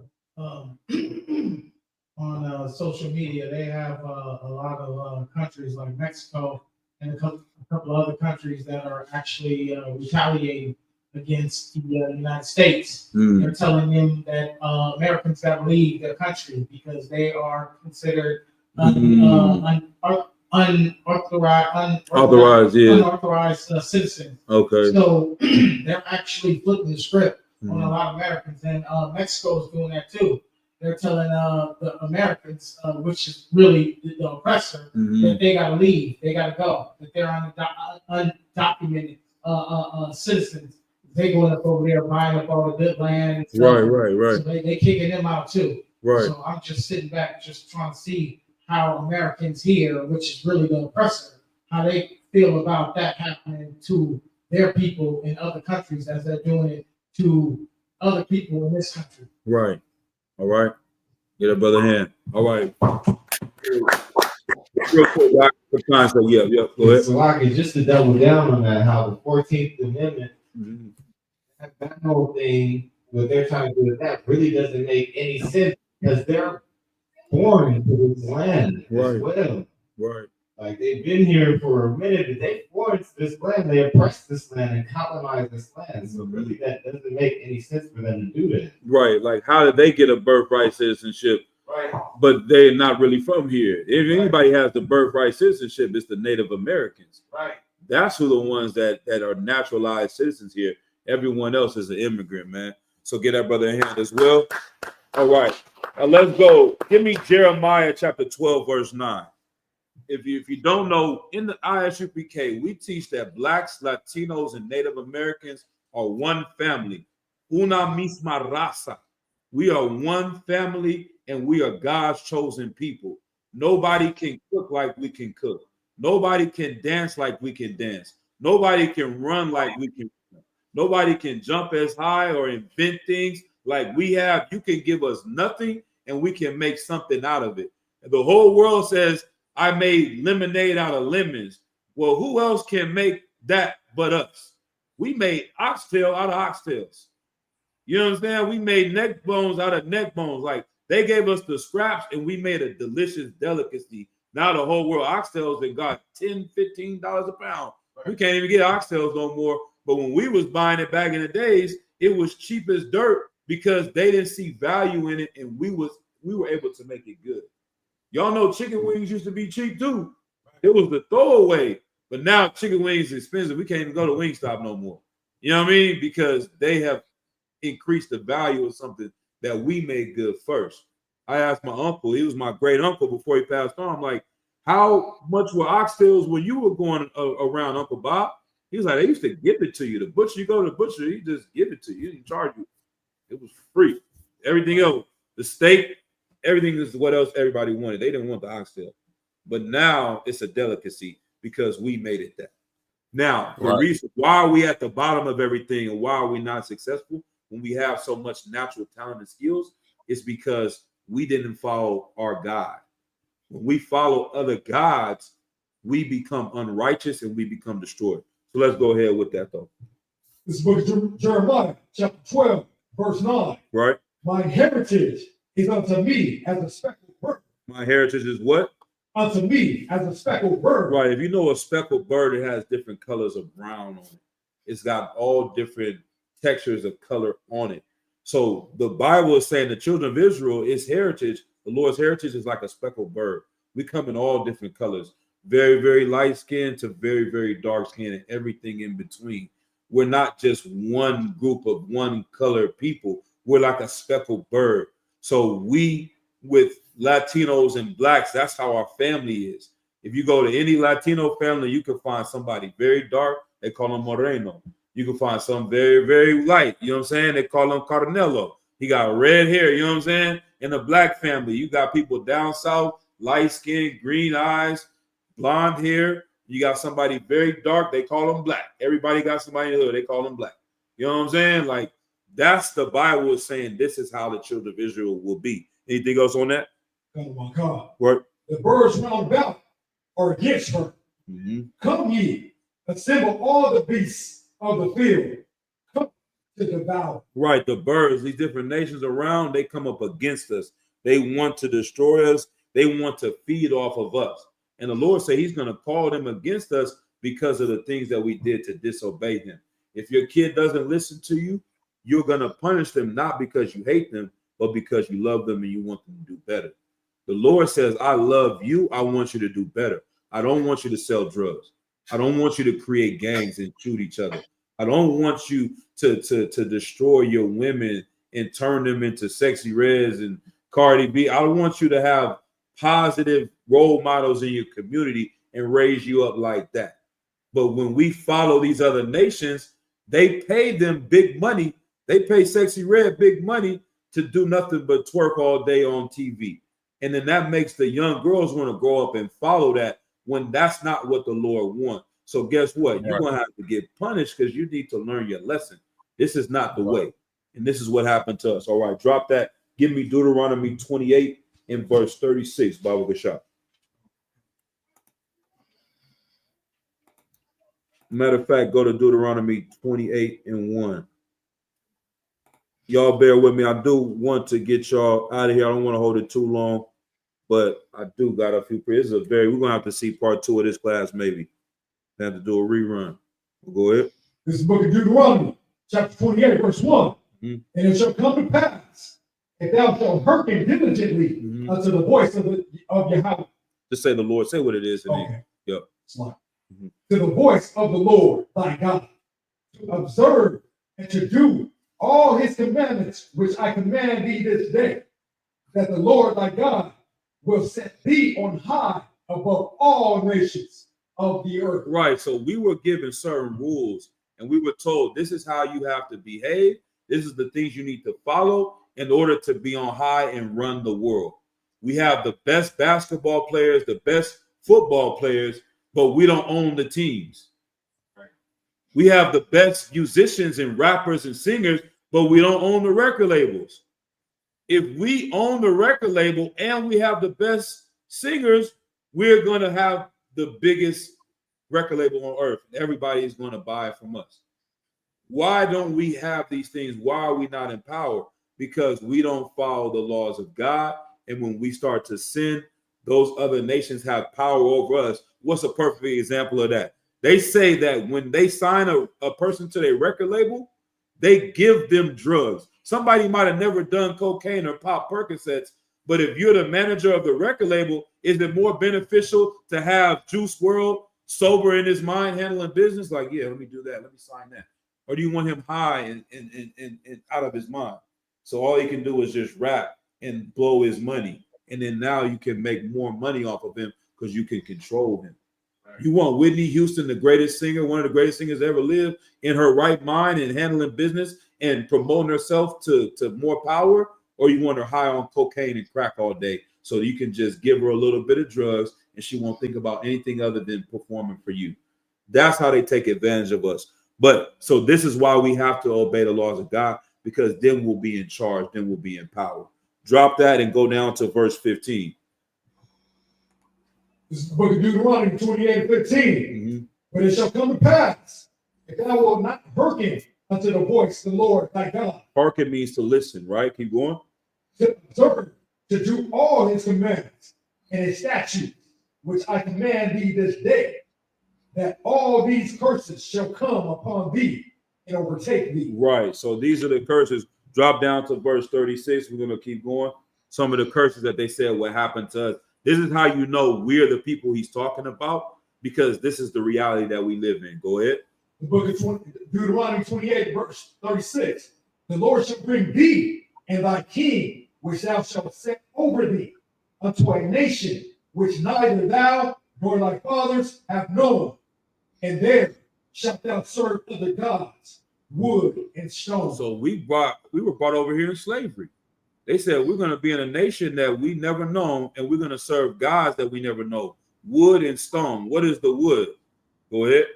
It's like it. So it's a Christian cross. Right. We worship that Christian cross. We hang it up. We think that that's a positive symbol. And it you know, we think we're honoring Christ with this symbol. Reality, that's what they used to kill him with. So it's like if somebody killed your cousin with an AK-47 and you start wearing an AK around your neck, that's not how you honor him. But they want us to worship him through this cross, and they make it seem like it's powerful, but it's really just superstition. That's not where the power of the Lord comes. That's just another form of idol worship. And the stone is Islam. If you know anything about Muslims, they worship a rock and they go around the stone, the Kaaba stone. So these are the religions that we learn in America. We say Christianity in America was used to destroy us because it's a slave religion. They say no matter what I do to you, you're going to have to love me. Love your enemy. That's not what Christ was teaching. Your enemy was your brother that owes you $100 you won't forgive. Your enemy is those cats from across town that you've been funking with for 20 years. That's when Christ said, love your enemy. He's not saying love the slave master that is raping your wife and selling your children. Right. You think that's what Christ is telling you to do? Let somebody come and kidnap your son and be, oh, thank you. No, you're supposed to be a man and grab a sword and protect your family. Right. You understand? That's what Jesus was talking about. But he was saying, man, that brother that's from North Richmond and you from South Richmond, you got to forget that brother, man. He did kill your partner. He did kill your cousin. But you got to understand, he's oppressed like you. He's going through the struggle just like you. At some point, we're going to have to forgive each other because y'all know what happened to Lil Durk, right? He couldn't forgive a brother. They killed King Von. He had pain in his heart, but he didn't know how to deal with that pain. So he kept hunting his people until he ended up in jail. Now his family destroyed, their family destroyed. Nobody wins in this game. Somebody in Chicago is going to have to end that war by forgiving the other side. Right. They said the cats in Chicago are killing niggas. They kill a nigga that killed a nigga because he killed a nigga that killed a nigga. Like, goddamn. Yeah, he killed your cousin, but yeah, your cousin killed his cousin. But then you killed his cousin because at some point we're going to say, you know what? This is going to have to end with me. Somebody's going to have to take a loss at one of these times so we can end this war. Somebody's going to have to forgive them for what they've done and realize the reason why we do forgive them is because the people that have done the most evil to us, we were able to forgive them. They kidnapped your whole family and destroyed you, but you can still go to work and say, hi, Bob. Hi, Jane. Hi, Susie. Why you forget him? You can't forgive him, no. Why? Because he looks like you and you hate yourself. So once you learn how to love yourself and get pride, knowing you the Lord's chosen people, you'll be able to have forgiveness for another brother because you need forgiveness from the Lord. That's right. You understand? That's all right. So let's drop that. Go down to verse 37. It's the book of Deuteronomy. Book of Deuteronomy 28, 37. Mm-hmm. And thou shalt become an astonishment, a proverb, and a byword among all nations, whither the Lord shall lead thee. Right. Y'all know that they have a lot of people from China that are here illegally. The majority of people that are legal immigrants in America right now are Chinese. You go to Chinatown, everybody over there, they don't speak English. Y'all just got here. They ain't been here for 40 years. They didn't come here in 1980. They got here last week. They call it fresh off the boat. But nobody's going to Chinatown, sitting ice over there raiding it. Why? Because we are the nation that is a proverb and an astonishment. We have all these different names. They've been Chinese for 10,000 years, but we get a new name every 10 years. We were Negroes, colored, Afro-American, African-American, Black. Now we FAB or whatever they call it, FBA. You understand? Like we have no identity change. You went from Hispanics to Latinos to Latinx. How many different names are you going to get? That's a byword. That's a proverb. These are names they give us. And on top of the other words where you get niggas, spics, savages, all of these derogatory terms they have for us, that's the first thing they learn about you. I used to get on this little app. They used to meet people from around the world. You just have your camera, their camera. You talk to them for a second. If you don't like it, they go to another camera. I see people on from Russia. The first thing they say, nigga. nigga. I'm like, damn, how are these people in Russia? I'm thinking I'm meeting friends around the world, and all they say, nigga. And you go to the next person, nigga. I'm like, damn, they really hate us everywhere we go, man. Right, drop that. Right. Go to verse 54, Baba Kashaf. Like I said, I got a few I'm gonna try to run through. This book of Deuteronomy, chapter 28, verse 54. Right. So that the man that is tender among you and very delicate, his eye shall be evil toward his brother. Right. So we were very kind to each other. We were delicate, like how we are in the truth. You see a brother, we greet him, we dap him up, we salute him, we hug him. We say, oh, you need that? Oh, Salaki, I didn't mean to bump your shoulder. You need some water, you need something to drink, we take care of each other. We're a family. The verse said, if we don't follow the laws of God, now we're gonna be evil for each other. Who is that nigga over there? Right. Like if you see another black man, you see him as an enemy first. A white man can walk all through your neighborhood, you don't have no problem with it. But you see, who are those cats over there? You go to the club, somebody could be fly, they got $1,000 worth of, man, that ain't real. Them shoes is fake. That ain't real Balenciaga. I bet you don't got no house. You gonna find a reason to hate your brother because we have been trained to do this. This is a curse from God. This is why they say black people can't get along. We always fighting each other. It's because it's a curse from God that we're gonna fight each other because we don't obey the laws of God. Right. And it's not too spooky and complex. It's just as simple of God said don't sell drugs. We sell drugs, we got to take over this block. Now we're going to fight each other over it. It's that simple. God said we should love our brother as ourselves. We create a gang to say, don't love those people over there. We end up fighting each other, killing each other. Right. But once we follow the laws of God, we won't do that anymore, and we will come back together. All right? So let's drop that for time's sake. Let's go to Jeremiah 50 and 33. We might really have to revisit this one. Y'all with me for a little bit longer? If anybody raise their hand, just let me know. You know what I'm saying? We holding it too long. I know brothers got kids, got school and everything in the morning. I'm not gonna hold you up too late. But these are some very important stuff. The times that we're living in right now, what they're doing to the Latino brothers right now is important for black people, Judites, to speak up about it. Because their problems are our problems. Them committing raids on the Mexicans and the Guatemalans and the people from El Salvador, that's our problem just like it's their problem because we're one family. We got to speak on their behalf. And they got to speak on our behalf. We go through the same things together. Go ahead when you got it. This book of Jeremiah, chapter 50, verse 33. Thus saith the Lord of hosts, the children of Israel and the children of Judah were oppressed together. The children of what? The children of Israel and the children of Judah were oppressed together. So what is it saying? At one point in time, we were one nation, 12 tribes together. We split and we had a civil war. Just like two sides of a town, just like the GDs and the BDs. Everybody know they used to be one gang, right? They was all GD, they was all folks. Then there's something happened, they split. They became two different groups.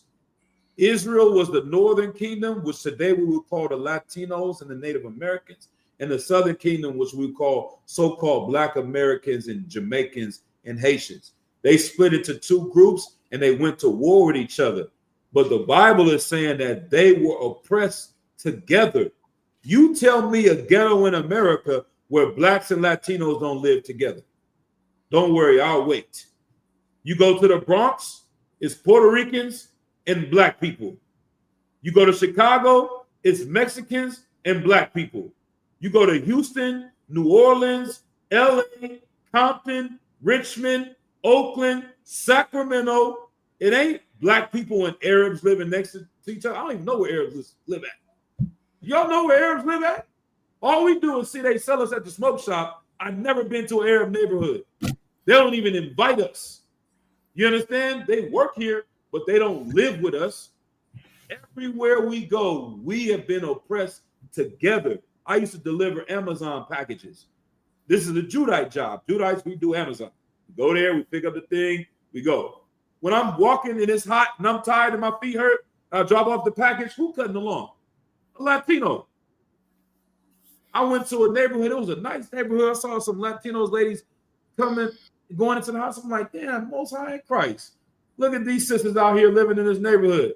When they went inside, they brought some vacuums out. Oh my God, damn. They just cleaning up. They don't live here. We Right. gonna press together. I'm delivering Amazon. She vacuuming their house. The brothers outside cutting their lawn. We all work for the white man. They need Right. my black ass to deliver their Amazon package. They need your Mexican ass to cut their lawn. They need her to clean their shower. We all have been oppressed together. Read it one more time. Verse 33. Thus saith the Lord of hosts, the children of Israel and the children of Judah. These seem like two different groups of people. Keep going. Were oppressed together. Right. And all that took them captives held them fast. They told us, they don't want to let us go. They tell you they don't want Mexicans to come to America. They're lying. They love that they're here. They just don't want to pay them. So if they make it seem like we're going to get rid of all of them, then the ones that come here have to take whatever amount of money they give them. Right. But if they allow them to stay and grow, they're going to want to send their kids to school. They're going to want them to open up businesses. They want them to grow, but they have to keep them oppressed in order for them to keep somebody working at Taco Bell. Because if you go and get educated, who's going to work at Taco Bell for me? If you become a doctor or a lawyer or engineer or open up a tech business, then who is going to give me my Amazon packages? Who's going to do the concrete and do the construction if it's not for the Mexicans? They need you here, so they hold on fast to us. Keep going. They refuse to let them go. Yeah, that's what we told Pharaoh too. Let my people go. We've been asking to be free forever. We just say, can we just get a little bit of money to educate our children? Can we improve the schools a little bit? Y'all give millions and billions of dollars to everyone else. Can y'all give us some of that money so we can build a better school? Can y'all give us some of that money so that we can fight against drugs coming into our community? Nah, we're going to put more drugs in your community and less money in your schools. We're going to promote all the gangs and prostitution on the movies that we do, right? So let's go. Let's drop that. Let me get 1 Kings chapter 12, verse 4. Now let's go back in some history. All this is recorded in the Bible. This history of how we got divided, what happened for us to get here. Why can't blacks and Latinos get along? Why can't blacks and blacks get along? Why can't Jamaicans and Jamaicans get along? Why can't blacks and Jamaicans and Latinos get along? What happened? How do we get to this point? 1 Kings chapter 12 and verse 4. Whoever got it first, go ahead and read. This is the book of 1 Kings, chapter 12, verse 4. Right. Thy father made our yoke grievous. Now therefore, make thou the grievous service of thy father, and his heavy yoke which he put upon us lighter, and we will serve thee.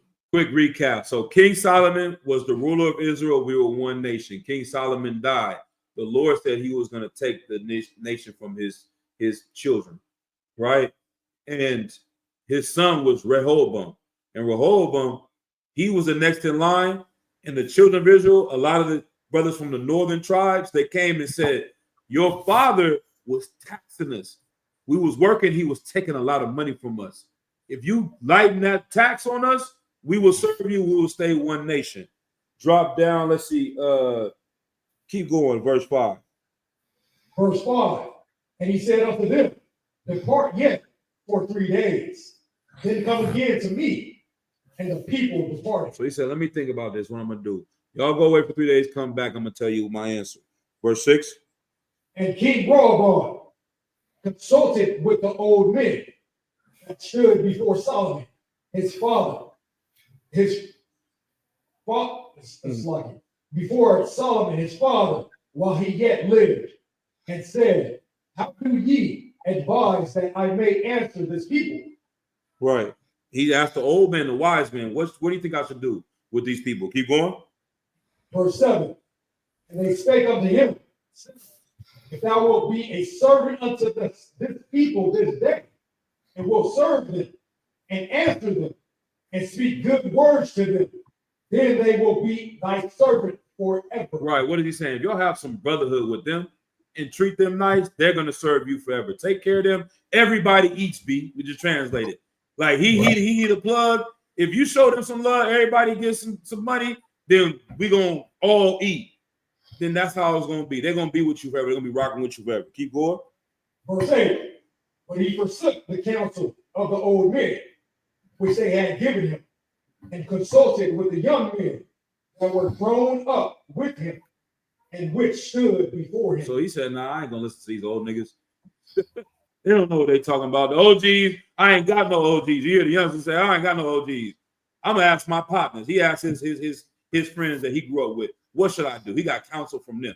It's what you should not do. Be wise. Get wisdom from the brothers that older and know. You know what I'm saying? And older doesn't mean age always. Older means wisdom and the truth of the Lord. That's why when somebody comes into school, it don't matter if you're 60 years old or 15 years old, we call you a young man because you're here to learn the truth from wiser men, and it's not about your age, right? But go ahead. Verse 9, and he said unto them, what counsel give ye that we may answer this people who have spoken to me? Make the yoke which thy father did put upon us lightly. Right, keep going, verse 10. Verse 10, and the young men that were grown up with him spake unto him, saying, thus shalt thou speak unto this people that spake unto thee, saying, thy father made our yoke heavy, but make thou it lighter unto us, that shalt thou say unto them, my little finger shall be thicker than my father's loin. Right. So he's saying, if my father went hard on you and was taxing you and taking your money, my little finger is going to be harder than you, than my whole body putting pressure on, than my father's body putting pressure on you. I'm going to tax y'all so hard, y'all ain't even know what that was like. Read verse 11. This is the last one we'll say. We'll keep going. All right. And now whereas my father did lay you with a heavy yoke, I will add to your yoke. My father hath chastised you with whips, but I will chastise you with scorpions. So if you get out of order, he chastised with whips. I'm chastise you with scorpions. It's gonna be whips with blades on them. Y'all gonna really get beat down if you come up against me. He thought it was wise to go harder on the people instead of having mercy and brotherhood with the people. And that's how we want to be with dealing with each other. We don't fix other black men by disrespecting them. We have a military here in the UPK. We got brothers in Hebrew Academy doing training. We're not here to yell at you and call you out your name. When you go into the white man's military, they call you all type of maggots and try to spit on you and defame you. That's not building up a man's spirit. They're trying to break you to say that they want to mold you into a soldier to do whatever they say, so that you will kill this baby without thinking twice and have no morals about it. That's not how you build up men. That's not brotherhood. We speak encouragement into you.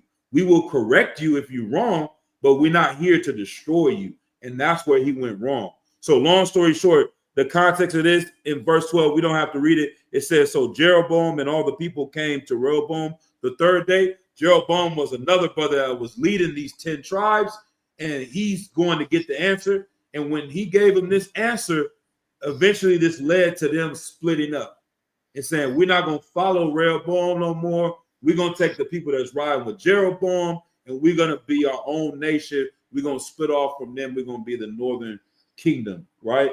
And so let's drop that and go to 2 Kings 17 and 16 real quick. I'm gonna try to move as quick as I can.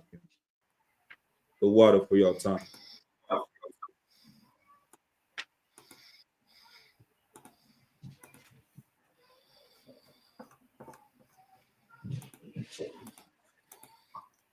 Let's get it. It's the book of 2 Kings 17 and 16. And they left all the commandments of the Lord their God and made them molten images, even 2 calves, and made a grove and worshiped all the hosts of heaven and served Baal. So the northern kingdom, they started to go and serve these other gods. They worship Baal. They were making these images and calves. And to this day, it's all in the same culture today in America. All these gods from ancient Babylon, they do the same thing today. If you go to Wall Street, there's a big bull. They say it's good luck you touch it to make money in Wall Street. That's the calf. That's the bull they worship way back in these days. And so, and Baal, you'll hear about all these things in modern times that, you know, these people worship today. Keep going. Let's see if I want. Yeah, keep going. 17. Verse 17. And they caused their sons and their daughters to pass through the fire and use divination and enchantments and sold themselves to do evil in the sight of the Lord, to provoke him to anger. Right. They caused their sons and daughters to go through the fire. They were actually doing sacrifice, child sacrifice. These other gods and these Baal, they told you if you kill a child, then the God will honor that and give you power. And so they were doing things like that. Today we do the same things. It's called getting an abortion. Right. Young sisters are getting abortions for money so they can still go to college and all these things. And they're giving their children over to another God. You said instead of raising up this baby and maybe I'll be poor, I won't have a lot of money, you're going to have the abortion and get the money. That's the worshiping of that God right there. And also it says using divination. That's magic. That's witchcraft. You think that your powers come from something that you can do. If I put this together and do that together, or I get these over here, then I can make something change in my life instead of saying, you know what, I'm going to pray to God and God's going to do it. If this is what he wants, then he's going to do it. I don't have to manipulate reality in order to make it go in my favor. That's not trusting in the Lord. And that's why he says it's evil. Verse 18. Verse 18. Therefore the Lord was very angry with Israel and removed them out of his sight. There was none left but the tribe of Judah. So eventually that 10 tribes that split off of Jeroboam, they started doing this evil, and the Lord sent them out of the land and put them in slavery because the people they were following turned on them. They did what's called a backdoor. So you working with somebody like, yeah, we about to hit a lick. We're going to come up. And then after they hit the lick, they like end up robbing them and took the money. So we worked with the Assyrians to fight our brothers. And then the Assyrians tricked us and they took us into slavery. And so we thought we were friends, but they turned on us. And so that's how the Lord got them out of the land, because they were doing this evil. You can't stay in the Holy Land and do this evil. So he put them into slavery first. Go ahead, Doc. Come on, sir. I don't know the precept, but what was it we was talking about at that last class where you was talking about what schism means and how right. this is how a lot of different Israelite groups had broken up in the first place and broke off from one west? Mm-hmm. Yeah, I guess you can say that. Yeah, it's not of the Lord to separate from your brothers. That's unbrotherly. To find reasons y'all can't work it out and get together. The Bible says, love the Lord your God with all your heart and all your soul, and to love your neighbor as yourself. You got to learn how to forgive each other when you're going through things. And the one key thing that people don't understand, the reason why we can forgive each other so easily is because we believe that our oppressor is the devil. So if we have a common enemy, it's easier for me to forgive you because I know what Donald Trump is doing to my people. Right. You owe me $50, but Donald Trump owed me $100 million. Who am I going to be more mad at? You killed my cousin. The KKK killed 10,000 people. I got to forgive you just so I can make sure that they get destroyed. Right? But somebody have something real quick? Okay. Time. All right. Let's keep going. A couple more. 2 Kings 2, blah, blah, blah, 2 and 3. All right. I'm not going to keep going to that. I'm going to skip forward. Give me Jeremiah chapter 3, verse 8. That's where we were at earlier. The brother pulled a precept close to this. This is book of Jeremiah, chapter 3, verse 8. Right. And I saw, when for all the causes whereby backsliding Israel committed adultery, I had put her away and given her a bill of divorce. So this is talking about when he sent them into slavery, the Assyrians, he got rid of the northern tribes, the Latinos, and the Native Americans. He sent them away. Keep going. Yet her treacherous sister Judah feared not, but went and played the harlot also. So we started doing the same things they did, and that's how we ended up going to slavery too. So right. Judah stayed. We were supposed to be doing what's right. We ended up disobeying. We ended up going to slavery too. Everybody had to get out of the land. We can't stay in the Holy Land and sell crack. We, the Lord's chosen people, we want us to be in Israel selling crack and twerking. That's not going to happen. In order for us to live there, we got to live righteous. Damn right. Ezekiel 23 is a precept. Y'all got to get it. You can read that chapter. It's a story about the two sisters. You can go into that. I want to get Tobit. You're right. I got like 3 more. Can I get 3 more? All right. Tobit 1 and 3 in the Apocrypha. We're going to show you what brotherhood and how powerful it is, Akim, and men that were righteous and like our brother Matham Yah, man, from the tribe of Issachar. You're so-called Mexican, right, Ak? Right. You come into the truth. You see in the UPK, a lot of us are from the tribe of Judah, right? We're from the southern kingdom. Christ Jesus was from the tribe of Judah. It is a very, very glorious and amazing thing. Our kingdom cannot exist without Latino brothers, man. Damn right. Latino brothers in the truth. Without you, we will never have the kingdom of God. Right. This was not made for Judites. This was made for all of the 12 tribes. And That's brothers right. with that spirit that come into the truth have a spirit like this brother Tobit we about to read about. Right. Right? So give that brother a hand, man. And all the brothers, you understand? Read Tobit 1 and 3. This is the book of Tobit, chapter 1, verse 3. Matter of fact, give me verse 2. This is the book of Tobit, chapter 1, verse 2. My fault. So go ahead, 3 is enough. We can, for time's sake. Verse Book 3. of Tobit, chapter 1, verse 3. I, Tobit, have walked all the days of my life in the ways of truth and justice.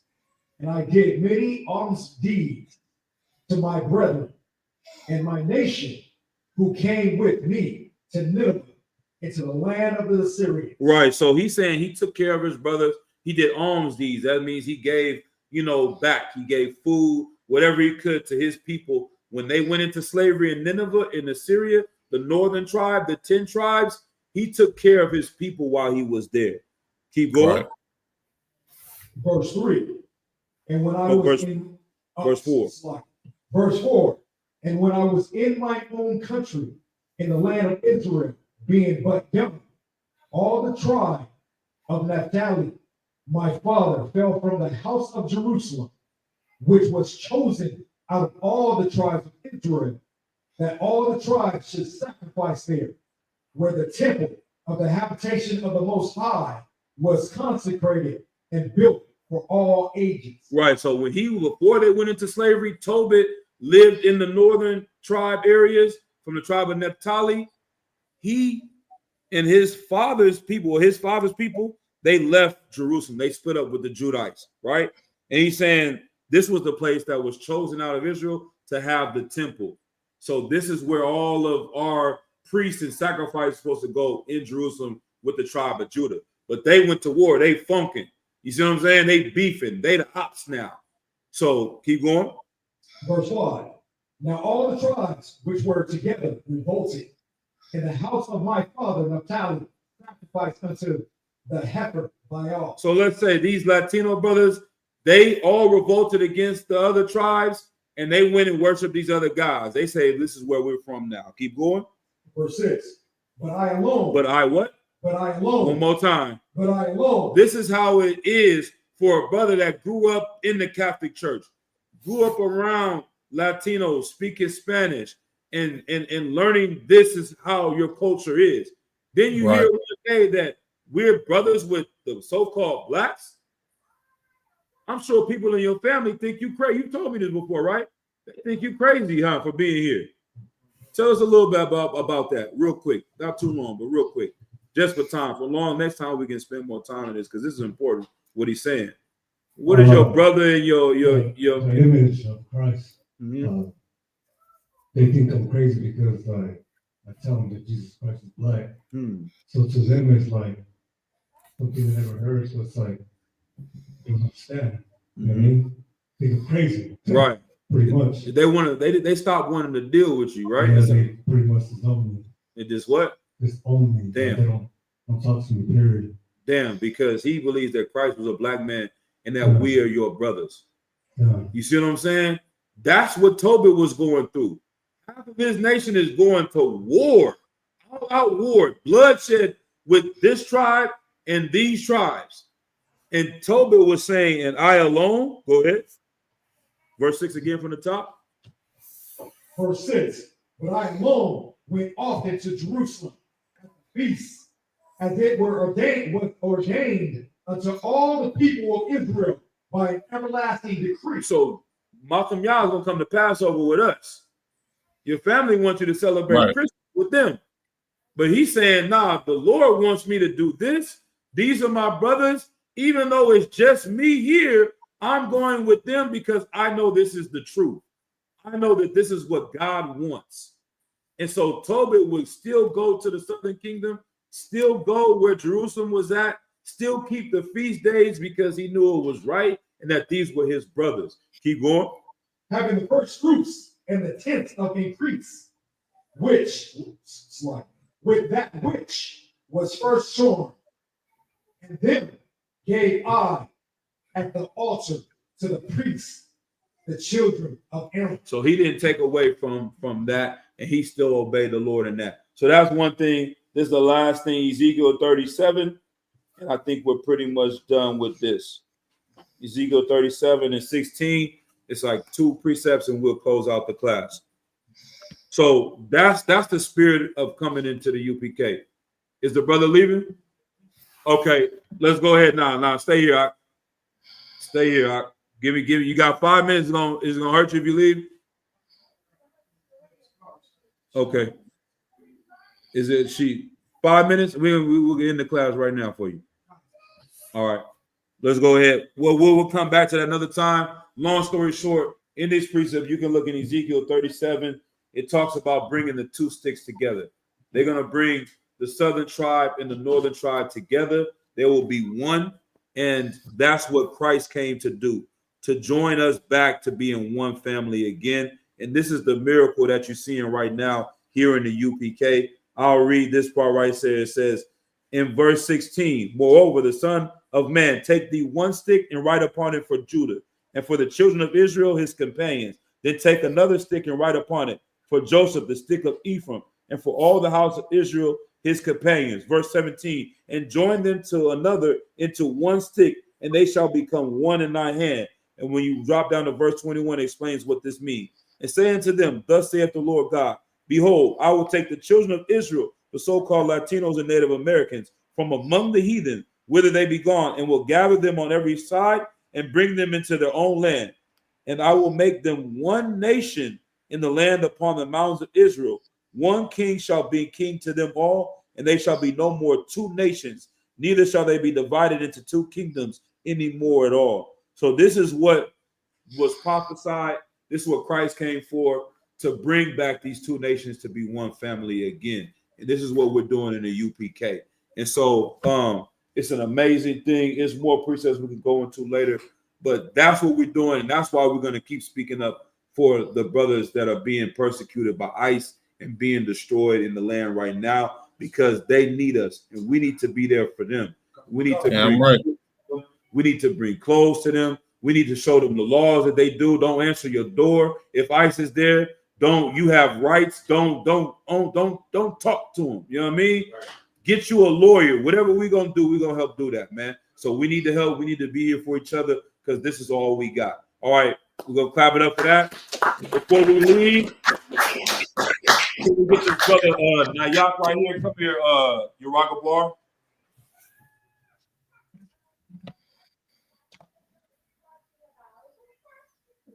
Who else we got here? This is all we got. It's Tawak. Nayak, come up here. Where my phone go? Matam Yah, can you come? I'm not Matam Yah. I warp a lot. You gonna stand up here as well? Yeah, you can put the camera that way. All right. I know this brother got to go. We're gonna make this real quick as possible.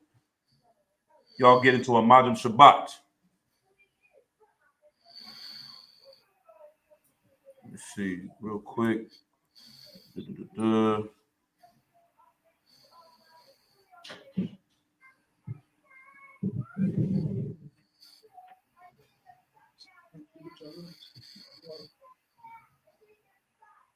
see. No, matter of fact, I just sent it to. We're gonna raise these brothers up tonight. All right. Let's see. Blessings.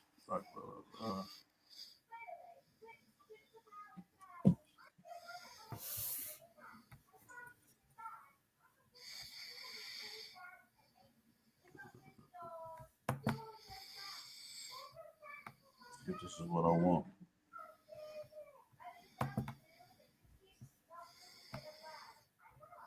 Okay. All right. So in the UPK, we have a ranking system. We're military, right? The people that are later in the top is Commander General Yohana. He's the highest ranking general in the school. We got generals underneath him: General Mahaiman, General Agala, General Hazayan, General Katham Gabar, General Anya Shawamar, General Kabbalah Mop. Then we got captains. Captains of 13,000. We got, you know what I mean, captains of 10,000. We got officers of 5,000, officers of 1,000, officers of 500, officers of 50. We have troopers. Troopers are the beginning of the ranks in the UPK, right? These brothers are both troopers in the UPK. They have come in and shown themselves to be honorable. This brother Nayak has been a solid soldier since day one. He's been watching the UPK online for years.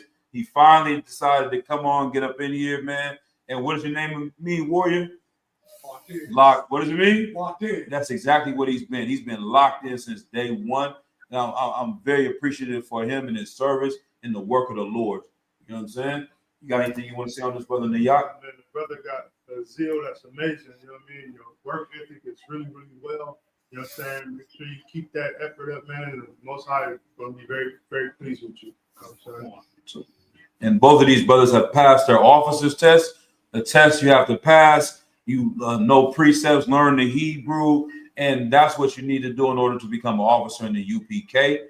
And this is a ranking of an officer of 50 is what we're going to raise these brothers up.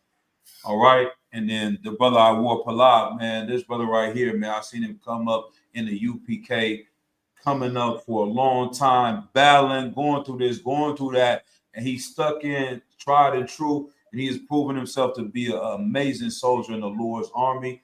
And you said this, brother, I'm going to let you speak on it next as well, but they both in Hebrew Academy, dedicated every week, suffering with each other, having brotherhood with each other, following all orders that's given to them. And so we want to give them opportunity to become officers of 50 in the Lord's army here in the ISUPK.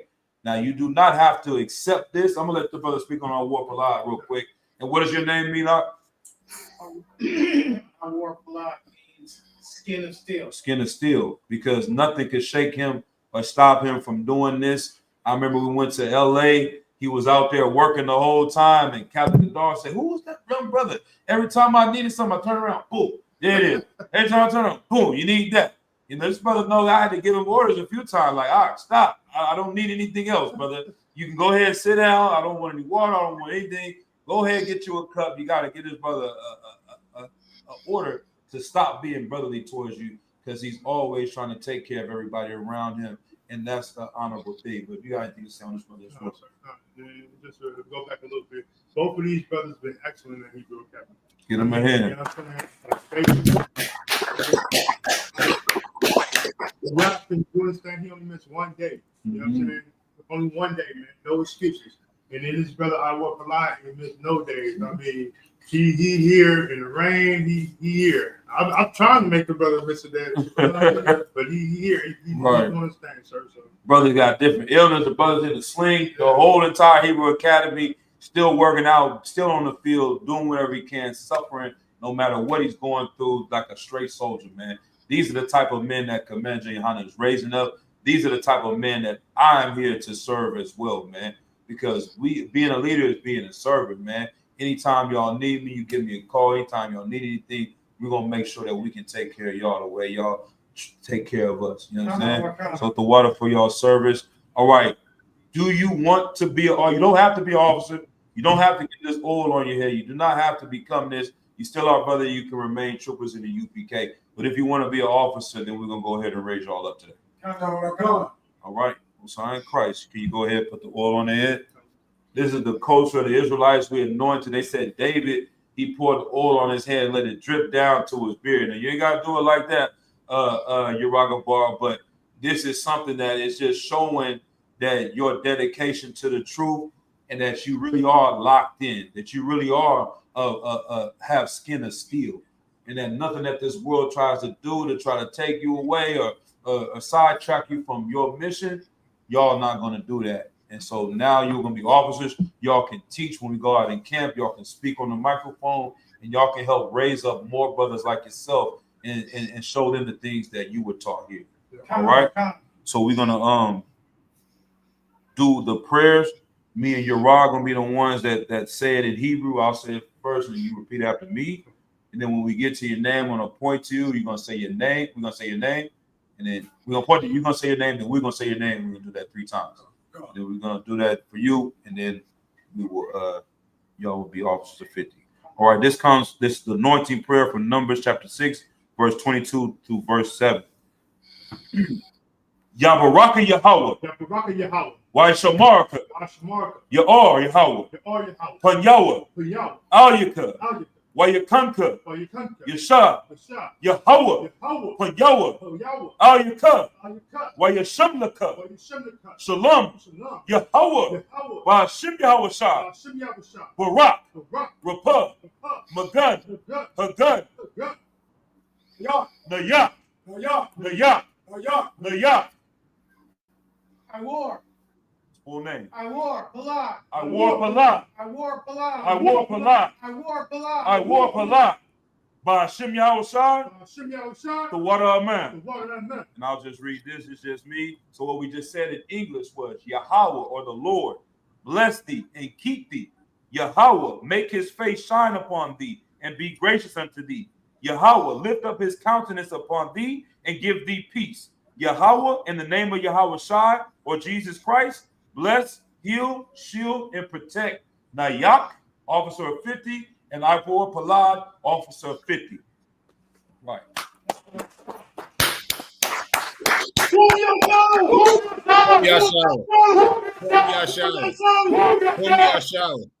Who's the power? Y'all by Shimmy Shah's the power. Who's the power? Y'all by Shimmy Shah's the power.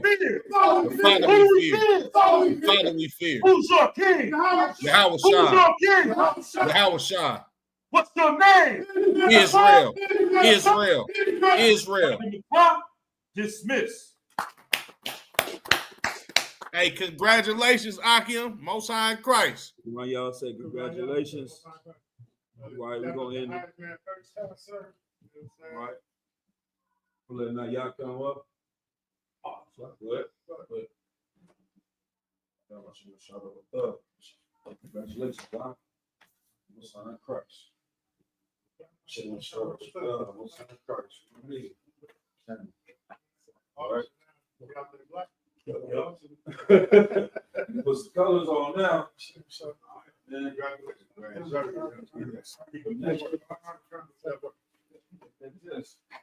So I can end it now? Yeah, I ended it. Is it still up? It's still up. Oh, go ahead.